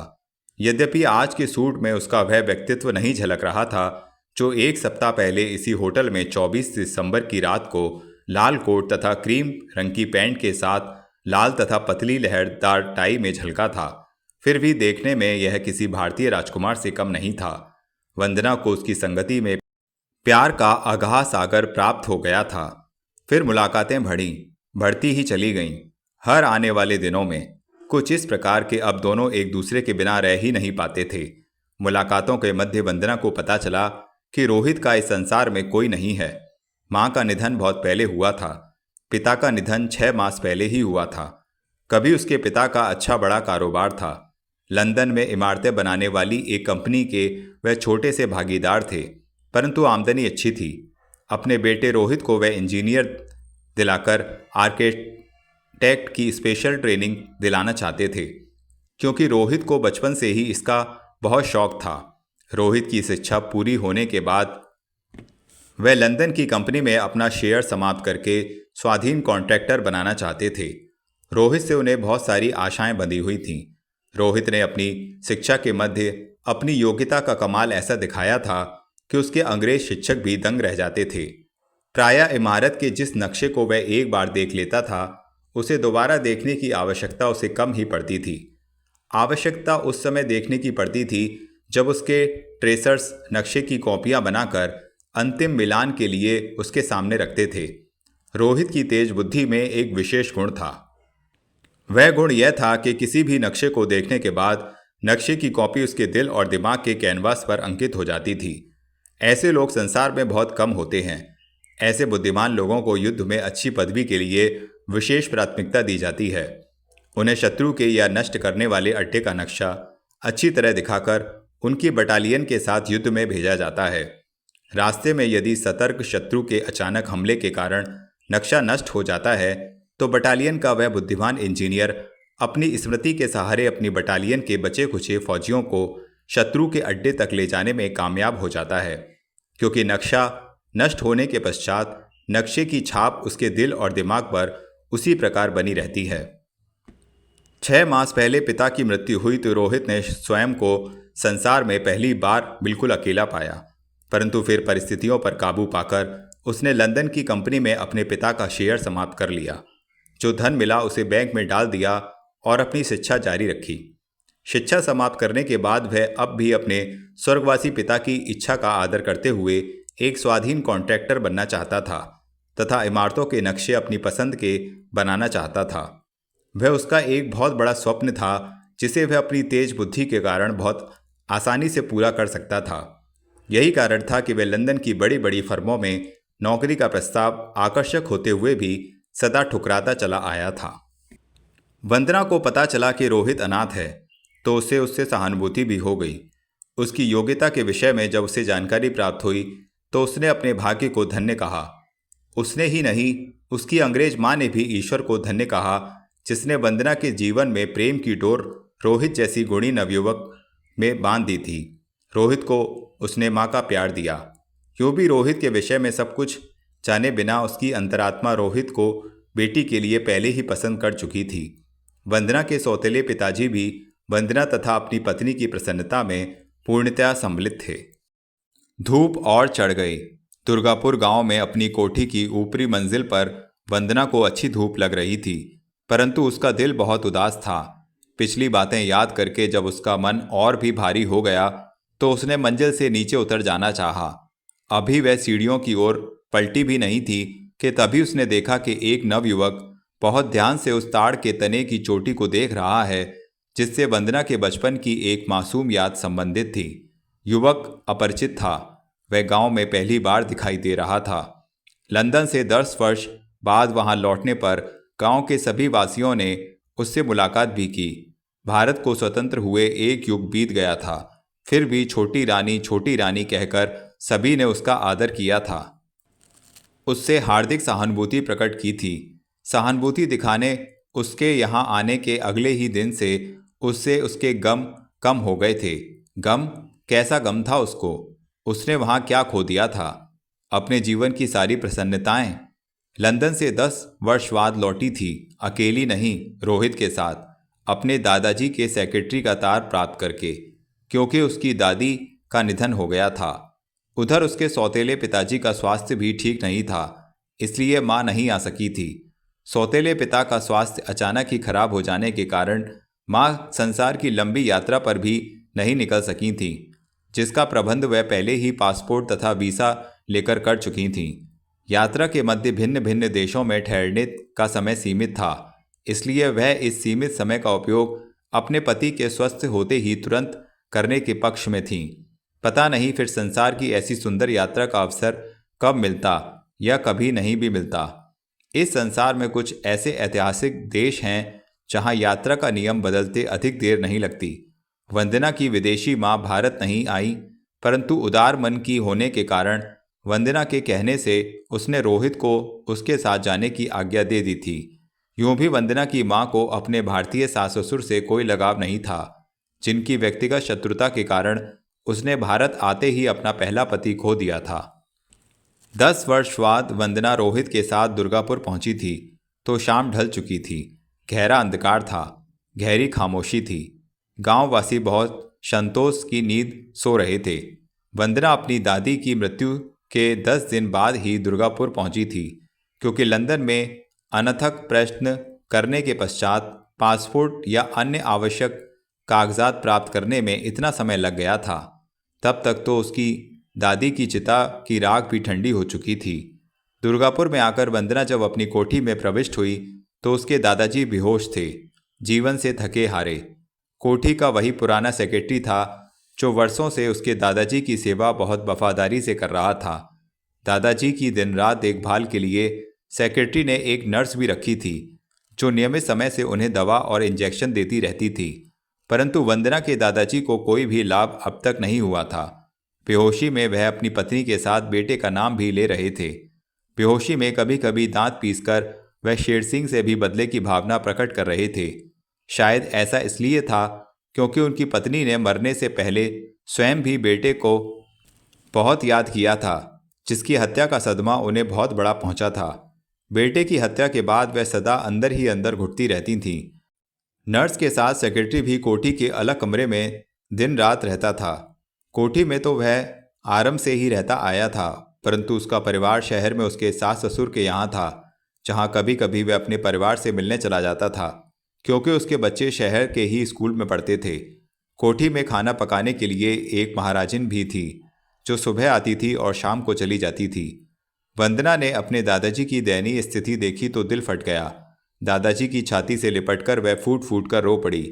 उसने तय कर लिया कि वह अपने दादाजी को एक बड़े शहर के बड़े अस्पताल में ले जाकर उनका पूरा इलाज करवाएगी। रोहित से भी वंदना के दादाजी की हालत देखी नहीं गई। उसने वंदना के इरादों में पूरा साथ देना आवश्यक समझा। वंदना के दिल की शांति में ही उसका अपना प्यार सुरक्षित था।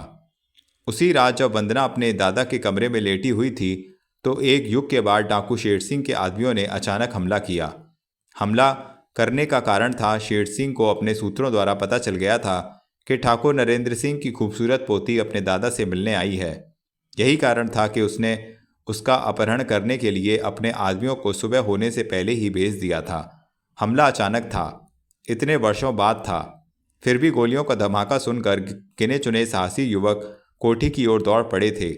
हमले का मुकाबला रोहित और नरेंद्र सिंह के सेक्रेटरी ने भी बंदूकों द्वारा किया, जिसमें निर्दोष नर्स भी अकारण ही मारी गई। नरेंद्र सिंह के सेक्रेटरी को भी अपनी जान से हाथ धोना पड़ा, फिर भी अपहरण असफल रहा। डाकू भाग खड़े हुए तो रोहित ने उनका पीछा किया, लेकिन बहुत दूर से। उस दिन के बाद से रोहित कभी नहीं जीवित लौटा।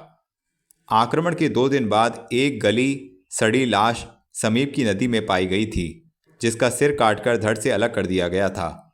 यदि उसके शरीर पर रोहित के कपड़े नहीं होते तो वंदना भी उसे नहीं पहचान सकती थी। रोहित के लिए वंदना ही सब कुछ थी और वंदना के लिए रोहित। वंदना को इस बात ने बहुत सहारा दिया कि रोहित के लिए आंसू बहाने वाला इस संसार में उसके अतिरिक्त कोई नहीं था। संसार में रोहित का और था भी कौन। वंदना अपने दिल पर सब्र का मनोबोझ पत्थर रखकर बहुत चुप हो गई थी। उसे तसल्ली देने के लिए वहां केवल गांववासी ही रह गए थे। दादाजी तो अब अर्धबेहोश थे। उन्हें तो यह भी पता नहीं था कि उनके सिर पर से कयामत का इतना बड़ा तूफान निकल गया है। यदि वंदना के सामने शेर सिंह पड़ जाता तो वह अपनी जान की चिंता न करते हुए उसका मुंह नोच लेती, उसे पेड़ से बंधवाती और फिर अपने हाथों से उस पर पेट्रोल छिड़ककर आग लगा देती। कमबख्त के बाप ने उसके पिता को उसके उत्पन्न होने से पहले ही मृत्यु के घाट उतार दिया था। उसी के कारण ही आज उसके दादाजी एक जीती जागती लाश बने हुए थे, और अब उसके बेटे शेर सिंह के कारण उसके प्रेमी, उसके होने वाले मंगेतर को भी अपनी जान से हाथ धोना पड़ गया था। वंदना के अंदर शेर सिंह के प्रति इतनी अधिक घृणा भर गई थी कि वह उसे मरवाने के लिए अब अपने जीवन की हर बाजी लगाने को तैयार थी। रोहित की लाश के अंतिम संस्कार में गांव के सभी वासी सम्मिलित हुए थे। कुछ दिनों के बाद शेर सिंह के आतंक से परेशान होकर सरकार ने दुर्गापुर में एक पुलिस चौकी का प्रबंध कर ही दिया, परंतु अब क्या होता है, सब कुछ तो उसका लुट गया। रोहित की हत्या के बाद वंदना तुरंत अपनी मां के पास चली जाना चाहती थी, परंतु बीमार दादाजी को छोड़ने का साहस नहीं हुआ। माँ को भी उसने रोहित की हत्या के विषय में तुरंत बताना उचित नहीं समझा था। माँ उसे तुरंत भारत छोड़कर आने की आज्ञा दे देती। अपने पति की हत्या के बाद वह अपनी एकमात्र बेटी के जीवन पर किस प्रकार भय मोल ले सकती थी। वंदना अपने दादाजी को लेकर शहर के अस्पताल पहुंच गई थी। अस्पताल में दादाजी की स्थिति कुछ सुधरी तो उन्होंने इच्छा की कि वे अपनी अंतिम सांसें उसी कोठी में तोड़ना चाहते हैं जहां उनके बेटे और पत्नी ने दम तोड़ा है, अपने खानदानी स्तर का ध्यान रखते हुए। परंतु वंदना की जिद के आगे उनकी एक भी ना चली। आखिर वह स्वस्थ हो ही गए। स्वस्थ होकर वह कोठी में आराम करने फिर चले गए ताकि कुछ दिनों बाद जब पासपोर्ट बन जाए तो वह अपनी पोती के साथ लंदन चले जाएं। वहां जाकर यदि इच्छा हुई तो वह अपने भारतीय परिचित लोगों द्वारा कोठी को बेच देंगे या फिर यहाँ वापस चले आएंगे। जीवन के अब दिन ही कितने शेष थे। इसके पश्चात शेर सिंह से बदले की भावना अब भी ज्वाला समान उनके दिल के अंदर भड़क रही थी। रोहित की हत्या हुए आज 2 मास से भी अधिक हो चले हैं। वंदना को अपने दादाजी के लिए पासपोर्ट की प्रतीक्षा है, परंतु दादाजी की अस्वस्थता के कारण पासपोर्ट मिलने में विलंब हो रहा है। फिर भी पासपोर्ट तो मिल ही जाएगा। आखिर लोग अस्वस्थ होने के कारण इलाज कराने के लिए भी तो लंदन जाते हैं। ठाकुर नरेंद्र सिंह की अस्वस्थ कमजोरी का यह हाल था कि अभी अपने शरीर का भार संभालकर चलना भी उनके लिए कठिन था। फिर भी कोठी के अंदर वह 2-4 पग चल ही लेते थे। आखिर एक स्थान पर बैठे बैठे भी तो आदमी का मन उकता जाता है। इसी बीच वंदना को अपने विदेशी माँ से मिल केवल एक पत्र आया।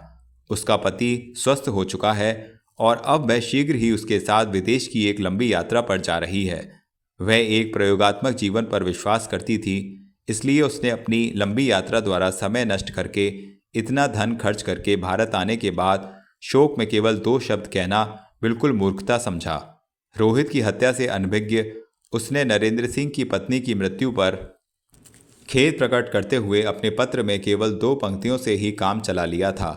अपने पत्र का उत्तर देने के लिए भी उसने वंदना को मना कर दिया था, क्योंकि अपने पति की इच्छा पर वह किस देश में कितने समय तक रहेगी पहले से स्वयं नहीं जानती थी। उसने लिखा था कि आवश्यकता पड़ने पर वह कभी कभी उसे स्वयं पत्र डाल दिया करेगी। वंदना के पक्ष में यह अच्छा ही सिद्ध हुआ। ना वह अपनी माँ को पत्र लिखेगी और न उसे रोहित की हत्या के विषय में कुछ बताने का अवसर ही मिलेगा। धूप और चढ़ रही थी, परंतु वंदना की दृष्टि उस नवयुवक पर आकृष्ट होकर ठहर गई थी, जो गंजे ताड़ के समीप अब तक खड़ा जाने क्या सोच रहा था। अचानक वंदना ने देखा कि वह नवयुवक उसकी कोठी की ओर बढ़ रहा है। वंदना ने उसमें रुचि नहीं ली, फिर भी वह पलटकर उतरती सीढ़ियों की ओर नहीं गई। नवयुवक जैसे जैसे कोठी के समीप आता गया, वंदना को ऐसा लगा जैसे उसने उस नवयुवक को कभी देखा है। कब, कहाँ, वह याद नहीं कर सकी, तो अपने मस्तिष्क पर जरा जोर देने लगी। फिर भी कुछ नहीं याद आया तो वह अपना मन झटक कर नीचे जाने के लिए सीढ़ियाँ उतरने लगी। वह बीच के कमरे में पहुंची तो दरवाज़ों के पर्दों के बीच उसने देखा कि वह नवयुवक कोठी के बरामदे की सीढ़ियाँ चढ़ रहा है। वंदना तुरंत बाहर निकल गई। नवयुवक उसके सामने पहुंचकर रुक गया।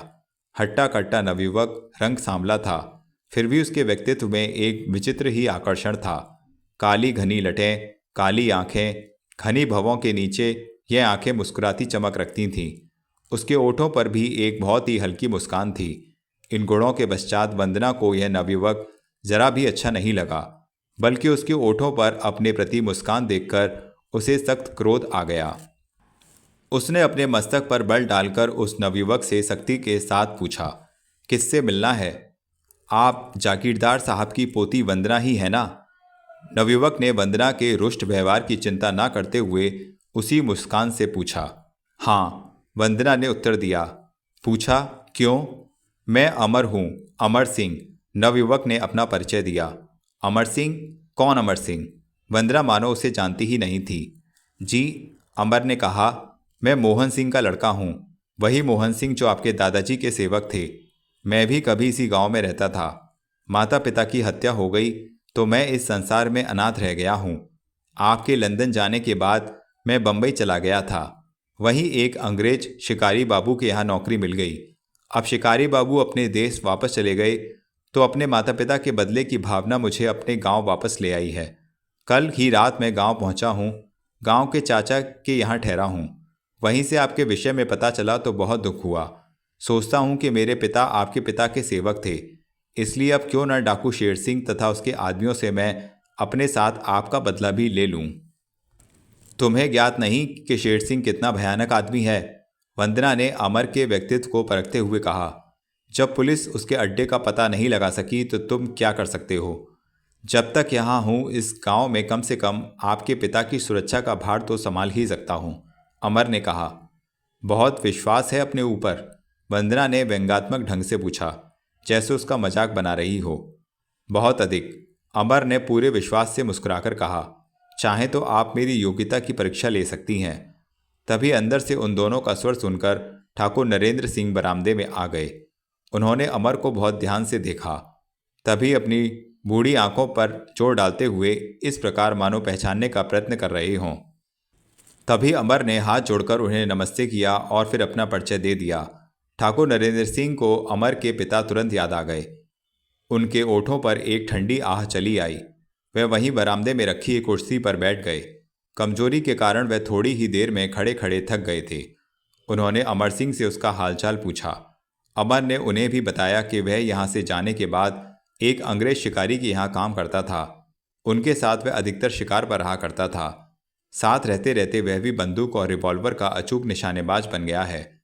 उसने अपनी जेब से एक रिवॉल्वर निकाली, एक चमकती हुई विदेशी रिवॉल्वर, छोटी सी, खिलौने समान, जिस पर ठाकुर नरेंद्र सिंह की ही नहीं उनकी बेटी वंदना की भी दृष्टि ठहर गई।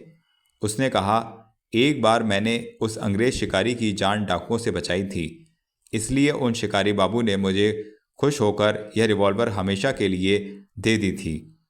उसने रिवॉल्वर अपने हाथों में खिलौने समान नचाई, फिर रिवॉल्वर नरेंद्र सिंह की ओर बढ़ा दी। नरेंद्र सिंह ने रिवॉल्वर अपने हाथों में लिया। उनके निर्बल हाथों के लिए रिवॉल्वर भारी था। उन्होंने अपने कुर्ते की पॉकेट से अपना चश्मा निकाला, उसे आंखों पर लगाया। उलट पुलट कर वह रिवॉल्वर को देखने लगे। रिवॉल्वर छोटी परंतु असाधारण थी। रिवॉल्वर उन्हें बहुत पसंद आई। दादाजी, तभी वंदना ने ठाकुर नरेंद्र सिंह से कहा, इसे अपने ऊपर कुछ अधिक ही विश्वास का भ्रम है। यह शेर सिंह से बदला लेना चाहता है, बल्कि गांव में रहकर हमारी सुरक्षा का भार संभालना चाहता है। इसे समझाइए कि यह क्यों अपनी जान का दुश्मन बना हुआ है। तुम्हारे माता पिता ने हमारी जान की रक्षा करते हुए अपनी जान की बाजी लगा दी थी, नरेंद्र सिंह ने अमर को समझाया। अब तुम भी हमारी जान की रक्षा करते हुए अपनी जान गंवाओ, यह हम नहीं सहन कर सकेंगे। आखिर तुम क्यों हमारे जीवन की सुरक्षा करने के लिए इतने उत्सुक हो। नरेंद्र सिंह का स्वर कमजोरी के कारण कुछ कांप रहा था। मैं आपके जीवन की सुरक्षा ही नहीं करना चाहता, बल्कि शेर सिंह से अपने माता पिता के साथ आपका भी बदला लेना चाहता हूँ, अमर ने कहा। मेरा बदला? जी हाँ, अमर ने कहा। पिताजी ने अपने जीवन काल में मुझसे एक बार कहा था कि बेटा, यदि मैं जागीरदार साहब का बदला शेर सिंह से नहीं ले सकूंगा तो यह काम तुम अवश्य पूरा कर देना। ठाकुर नरेंद्र सिंह की आंखों के सामने ही वह दृश्य नहीं आया, बल्कि वंदना के कानों में भी मोहन सिंह के वे शब्द गूंज गए जब उन्होंने कहा था, यदि आपको कुछ हो गया जागीरदार साहब, तो विश्वास कीजिए आपका बदला यदि भगवान ने चाहा तो मैं लूँगा। यदि मैं भी किसी कारण आपका बदला लेने में असमर्थ रहा तो मेरा बेटा आपका बदला लेगा। ठाकुर नरेंद्र सिंह को अपने प्रिय सेवक, अपने मित्र की उन बातों का मूल्य आज पता चल रहा था। मोहन सिंह मर गया था, परंतु अपने वचन को निभाने में उसने कोई कमी नहीं छोड़ी थी। उन्होंने अमर को बहुत ध्यान से देखा। कुछ समझ में नहीं आया कि अपने स्वार्थ के लिए वह इस नवयुवक के जीवन को कैसे नर्क के रास्ते पर ढकेलें। एक दिन आपकी पोती ने मुझे ईमानदारी की शिक्षा दी थी। अमर ने ठाकुर नरेंद्र सिंह को असमंजस में देखा तो कहा, वंदना को एक बार देखने के बाद यह उसी शिक्षा का परिणाम है जिसने मुझमें तुरंत एक नया व्यक्ति बनने की लगन उत्पन्न कर दी थी। यह उसी लगन का परिणाम है जो आज मैं अपने पिता की इच्छा का आदर तथा आज्ञा का पालन करने के लिए आपकी सेवा का सौभाग्य प्राप्त करना चाहता हूँ। वंदना की आंखों के सामने वह दृश्य घूम गया जब उसने अमर को ताड़ के नीचे छाता लगाकर बैठे हुए ताड़ी चुराकर पीते देखा था। परंतु वह उस शरारत भरी घटना याद करके इस गंभीर अवसर पर मुस्कुरा नहीं सकी। आगे चलकर ना सही, परंतु अपने दादाजी के पासपोर्ट बनने तक तो से निश्चय ही इस कोठी के लिए एक व्यक्तिगत रक्षक की सख्त आवश्यकता थी। ऐसा ही नरेंद्र सिंह ने सोचा। उन्हें अपने से अधिक अपनी बेटी के जीवन की चिंता थी। शेर सिंह के आक्रमण करने पर पता नहीं पुलिस कोठी कब तक पहुंचे। जब तक तुम हमारी रक्षा करोगे तब तक हम अच्छे से अच्छा मूल्य वेतन के रूप में चुकाते रहेंगे, वंदना ने कहा। परंतु जिस दिन तुम शेर सिंह से बदला लेने में सफल हो गए, जिस दिन तुम उसे जीवित या मुर्दा गिरफ्तार करने में सफल हो गए, तो हम तुम्हें तुम्हारी मुंहमांगी कीमत भी अदा करेंगे। परंतु वंदना ने कुछ सोचकर पूछा, इसका क्या सबूत है कि तुम हमारी सुरक्षा करने में वाकई सफल हो जाओगे? इस बात का अनुमान आप मेरा कमाल देखकर लगा सकती हैं, अमर ने नरेंद्र सिंह के हाथ में अपनी रिवॉल्वर देखते हुए कहा। नरेंद्र सिंह ने उसे रिवॉल्वर वापस कर दिया। अमर को मानो अपना कमाल दिखाने के लिए चुनौती मिल चुकी थी। उसने रिवॉल्वर को एक बार खिलौने के समान नचाया, फिर उसे अपनी जेब में रखकर कोठी के उजड़े लॉन में उतर गया। वह थोड़ा आगे बढ़ा तो उसका कमाल देखने के लिए वंदना बरामदे के किनारे पर आकर खड़ी हो गई। नरेंद्र सिंह वहीं बैठे ही बैठे कमाल देखने के लिए उत्सुक हो गए। अमर ने लॉन में खड़े होने के बाद अचानक एक बड़ी चुस्ती दिखाई। उसने अपने बाएं हाथ द्वारा पैंट की बाईं जेब से लोहे का एक सिक्का निकाला और हवा में उछाल दिया।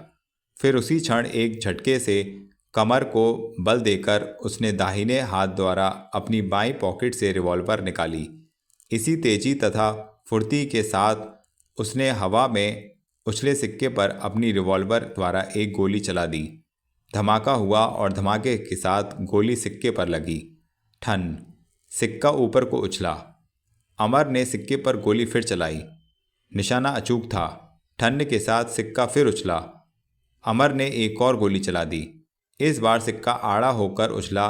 वह जमीन पर गिर जाना चाहता था कि अमर ने सिक्के पर एक गोली और दाग दी। सिक्का दूर जाकर गिर पड़ा। अमर ने रिवॉल्वर की नली अपने ओठों द्वारा फूंकी, फिर उसे अपनी पैंट की पॉकेट में रखा। उसके बाद उसने लपककर सिक्का उठा लिया। सिक्का एक ओर से टेढ़ा होकर फट गया था। सिक्का लिए अमर सिंह नरेंद्र के पास गया। वंदना तथा नरेंद्र सिंह उसे बड़े आश्चर्य के साथ फटी फटी दृष्टि से देख रहे थे। अमर ने सिक्का नरेंद्र सिंह के हाथ में थाम दिया। नरेंद्र सिंह ने सिक्के को बहुत ध्यान से देखा। यदि उन्होंने वास्तव में ऐसा निशाना अपनी आंखों से नहीं देखा होता तो कभी ऐसे निशानेबाज के होने के विषय में वह सोच भी नहीं सकते थे। ऐसे निशानेबाज की गिनती तो केवल अमेरिका के काउबॉयज़ में 19वीं शताब्दी में हुआ करती थी। जाने किस दबाव के अंतर्गत ठाकुर नरेंद्र सिंह को विश्वास हो गया कि नया युवक बहुत काम का है। शायद वह उनकी अंतरात्मा थी जिसने उन्हें विश्वास दिला दिया कि अमर उनके खानदान का बदला शेर सिंह से लेने में सफल हो जाएगा। उनके दिल के अंदर शेर सिंह से बदला लेने की ऐसी आग भड़क रही थी जिसे बुझाने के लिए वह किसी पर भी विश्वास करने को तैयार हो सकते थे। उस बाप के दिल के अंदर कोई झांक कर देखे कि उस पर क्या बीतती है, जिसने अपना हंसता खेलता एकमात्र तथा निर्दोष बेटा केवल हत्या के कारण खो दिया है। उन्होंने आशाओं की एक किरण देखकर गहरी सांस ली, फिर बोले, निश्चय ही तुम्हारे अंदर ऐसा अचूक निशानेबाज देखकर मेरे अंदर शेर सिंह से बदले की भावना एक बार फिर जागृत हो उठी है। मुझे निसंकोच तुम पर विश्वास करना भी चाहिए, परंतु इसके लिए तुमको 24 घंटे मेरी कोठी में ही रहना पड़ेगा। तुम्हें इस कोठी के अंदर मेरी सेक्रेटरी वाला कमरा दे दिया जाएगा। अमर के लिए इससे बढ़कर और क्या बात हो सकती थी। उसने जो इच्छा नहीं की थी वह भी बिन मांगे पूरी हो गई। वंदना को देखने के बाद तो उसमें वंदना का व्यक्तित्व रक्षक बनने की इच्छा हुई थी। वंदना के पास दिन रात कोठी में रहने का उसे अवसर मिला तो उसने स्वयं को धन्य कहा। बेटी, नरेंद्र सिंह ने वंदना को देखा। अमर के दिल में उमड़ती इच्छाओं से अनभिज्ञ उन्होंने वंदना से कहा, ऐसा करो, अब तुम अकेली ही लंदन चली जाओ। यहाँ रहकर मैं अब एक बार और अपने दिल के अंदर बदले की भभकती ज्वाला को ठंडा करने का प्रयत्न करना चाहता हूँ। मरने से पहले मेरी ये इच्छा पूरी हो जाएगी तो मैं बहुत शांति के साथ दम तोड़ सकूंगा। अमर अचानक उदास हो गया। वंदना के लिए ही तो वह इस कोठी में रहकर नरेंद्र सिंह तथा वंदना के जीवन का रक्षक बनने का इच्छुक हुआ था। बदला लेने के लिए वह शेर सिंह के जंगल में भी चक्कर लगाकर अपना समय काट सकता था। अब वह इस विषय में नरेंद्र सिंह से क्या कहे। आप लंदन नहीं चलेंगे तो भला मैं कैसे जा सकती हूँ, वंदना ने कहा। आपकी देखभाल करने के लिए मेरा आपके पास रहना अत्यंत आवश्यक है। चलिए मैं भी रुक जाती हूँ। जाने की बात हम तब सोचेंगे जब आपका पासपोर्ट बनकर आ जाएगा। तब तक आप और स्वस्थ हो जाएंगे। वंदना की बात सुनकर अमर के दिल में मुरझाता फूल एक बार फिर आशाओं की किरण देखकर मुस्कुरा दिया। कैसी आशाएं थी इस किरण के पीछे। दिल के अंदर यह कैसा फूल था जो वंदना से बिछड़ने का आभास करके मुरझा चला था और ना बिछड़ने के एहसास से मुस्कुरा रहा था। तभी वहां रिवॉल्वर के धमाके सुनकर गांव वाले आ गए। पुलिस वाले भी लपक आए थे। ऐसा तो नहीं है कि डाकुओं ने नरेंद्र सिंह की कोठी पर फिर आक्रमण कर दिया है। गांव वालों को पुलिस वालों का बहुत सहारा था। उनके सहारे ही वे डाकुओं को मुकाबला करने को चले आए थे। पुलिस वालों के हाथों में बंदूक थी तो गांव वालों के हाथों में लाठी। नरेंद्र सिंह ने पुलिस की जांच पर इंस्पेक्टर को अमर के कमाल के निशाने के विषय में बताकर अपना लंदन न जाने का इरादा बताया तो सब संतुष्ट होकर चले गए। नरेंद्र सिंह को ही नहीं, गांव वालों को भी शेर सिंह जैसे लुटेरे से बचने के लिए अमर सिंह जैसे नवयुवक की सख्त आवश्यकता थी। अमर को कोठी में रहते हुए कुछ एक दिन बीत गए। इन दिनों उसने अपने निशाने का अभ्यास खूब जारी रखा। नरेंद्र सिंह ने उसे रिवॉल्वर रखने की एक पेटी भी दे दी। पेटी को कमर में बांधकर इसमें 2 रिवॉल्वर रखी जा सकती थीं। उन्होंने अमर को अपनी भी एक रिवॉल्वर अपने साथ इस पेटी में रखने के लिए दे दी। दोनों ही रिवॉल्वर का उपयोग अलग अलग दोनों हाथों से एक साथ करने में अमर को कोई कठिनाई नहीं हुई। उसका निशाना सदा अचूक रहा। नरेंद्र सिंह ने अमर को एक बड़ी बंदूक भी दे दी थी, जिसे अपने साथ अमर सिंह पलंग पर रखकर ही खटके की नींद सोया करता था। रात के समय हल्का सा खटका होते ही वह बंदूक लिए कोठी के चारों ओर चक्कर लगा लेता था। बंदूक हाथ में होती और रिवॉल्वर कूले पर पेटी के अंदर। नरेंद्र सिंह तथा वंदना शयन कक्ष का द्वार चारों ओर अंदर से अच्छी तरह बंद करके ही सोते थे। चौकी के पुलिस वाले रात के समय कोठी के चारों ओर विशेष चक्कर लगाते थे। अमर को नरेंद्र सिंह से अधिक अब वंदना की चिंता लगी रहती थी। रात के समय जब वह पलंग पर लेटता तो केवल वंदना के लिए ही सोचता रहता। वंदना के मुखड़े पर सदा छाई रहने वाली गंभीरता तथा उदासीनता उसके गले में उतर गई थी। वह सोचता कि बचपन में वंदना कितनी भोली भाली थी, बिल्कुल एक गुड़िया के समान। उससे एक ही बार कह देने से उसका अपना जीवन कितनी आसानी के साथ बदल गया था। तब शायद अनजाने तौर पर ही उसका दिल वंदना की इच्छा पूरी करने को उतावला हो गया था। परंतु अब जब वह वंदना के इतना समीप रहने लगा तो उसके दिल में वंदना के प्रति सहानुभूति ही नहीं, प्यार का बीज फूट पड़ना स्वाभाविक था। परंतु वह अपनी औकात का ध्यान रखते हुए सदा चुप ही रहा। वंदना को अपने रोहित से प्यार था, इसलिए अमर भी अपने प्यार से खामोश प्यार करता हुआ संतुष्ट हो गया। यही कारण था कि वंदना के मुखड़े पर फूल जैसी मुस्कान लाने के लिए वह कुछ भी करने को तैयार था। शेर सिंह के सामने आम टक्कर लेने के लिए उसकी बाहें सदा ही फड़कती रहती थीं। वंदना को वह देखता तो चोर दृष्टि से, वंदना की दृष्टि बचाकर। फिर भी जाने कैसे, शायद मनोवैज्ञानिक तौर पर या अपनी अंतरात्मा द्वारा, जब वंदना महसूस करती कि कोई उसे छिपकर देख रहा है तो वह पलट पड़ती थी। तब तुरंत अमर दूसरी ओर दृष्टि फेर कर ऐसा प्रकट करता मानो उसके मन में वंदना के प्रति कुछ नहीं है। वंदना तब भी अमर पर संदेह करने लगती कि अमर के दिल में उसके जीवन की रक्षा करने की इच्छा होने के साथ कुछ और भावना का लक्ष्य भी है। परंतु यह संदेह उसका अपना संदेह था, जिसे प्रकट करके या अमर से इस विषय में कुछ पूछ के वह उसकी दृष्टि में शक्की बनने का साहस नहीं कर पाती थी। क्या विदेश में जीवन व्यतीत करने के बाद भी ऐसे संदेह का शिकार होना उस पर शोभा दे सकता था, जिसके विषय में वह कुछ भी तो नहीं जानती थी। आखिर अमर एक नवयुवक ही तो है। यदि उसे देख रहा था तो क्या हुआ, जाने उसके दिल में उसके प्रति कुछ है भी या नहीं। यदि वंदना को अमर की नीयत पर किसी भी प्रकार का संदेह हो, वह निश्चय ही उसे निकाल बाहर करती और फिर पासपोर्ट मिलते ही अपने दादा नरेंद्र सिंह को लंदन ले जाने पर विवश कर देती। यद्यपि उसके दादा को अमर पर बहुत विश्वास था, उन्हें अमर से बहुत सारी आशाएं बंध गई थीं, परंतु रोहित के प्रति अपना दिल प्यार में कम ना करते हुए वह अमर के समीप एक क्षण भी रहना नहीं पसंद करती। अमर पर किसी प्रकार का संदेह न करने का एक मनोवैज्ञानिक कारण यह भी था कि उसके दादाजी ने अपने जीवन में असीमित गम उठाए थे, निर्दोष होते हुए अगणित अत्याचार सहे थे। आखिर क्यों नहीं उन्हें अपने दिल की भड़कती आग को ठंडा करने का अधिकार मिलना चाहिए। वंदना स्वयं भी तो अपने पिता तथा अपने रोहित के जीवन के बदले की आग में सुलग रही थी। शेर सिंह से बदला लेने को वह कुछ भी करने को तैयार थी, परंतु अपने प्यार तथा अपने सम्मान की सुरक्षा की सीमा के अंदर।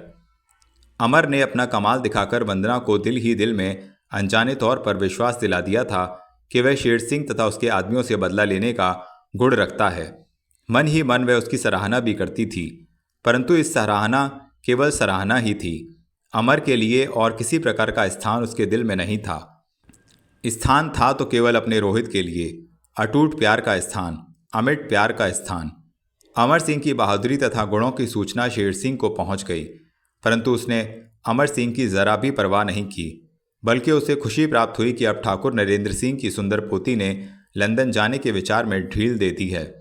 यदि नरेंद्र सिंह नहीं गया तो निश्चय ही उसकी देखभाल के लिए अब उसकी पोती भी नरेंद्र सिंह के जीते जी लंदन नहीं जाएगी। उसने तय किया कि वह जब तक नरेंद्र सिंह की पोती का अपहरण करके अपनी वासना की भूख नहीं मिटा लेगा तथा इसके साथ ही नरेंद्र सिंह को तमाम समाज में अपमानित नहीं कर देगा, तब तक नरेंद्र सिंह की हत्या नहीं करेगा। परंतु समस्या यह थी कि अब वंदना का अपहरण किया कैसे जाए, क्योंकि गांव में एक पुलिस चौकी का प्रबंध सरकार कर चुकी थी। पुलिस वालों के रहते हुए गांव पर आक्रमण करना आसान नहीं था, परंतु शीघ्र शेर सिंह की इस समस्या को स्वयं ही हल होते देर नहीं लगी। जब एक दिन शहर में देश के प्रधानमंत्री का आना हो गया, तब उनकी सुरक्षा के लिए शहर तथा आसपास और दूर दराज के गांव के पुलिस वालों को ड्यूटी अदा करने के लिए शहर के उस स्थान पर जाना पड़ गया जहां प्रधानमंत्री को अपना भाषण देना था। दुर्गापुर की पुलिस चौकी पर इस विशेष दिन केवल 2 ही पुलिस वाले रह गए, जिसका पता जब शेर सिंह को हुआ तब उसने इसे सुनहरा अवसर समझकर पूरा लाभ उठा लेना आवश्यक समझा। तो मित्रों, प्यासी शबनम का यह रोमांचक पहला भाग समाप्त हुआ। आशा करता हूँ आपको यह कहानी अवश्य ही पसंद आ रही होगी। तो कहानी को लाइक करें, वीडियो को शेयर करें, अपने फ्रेंड्स रिलेटिव्स सभी को बताएं कि हमारे चैनल पर उम्दा स्टोरी वाले सुनने लायक रोमांटिक उपन्यास मिल रहे हैं और आगे भी मिलते रहेंगे। धन्यवाद।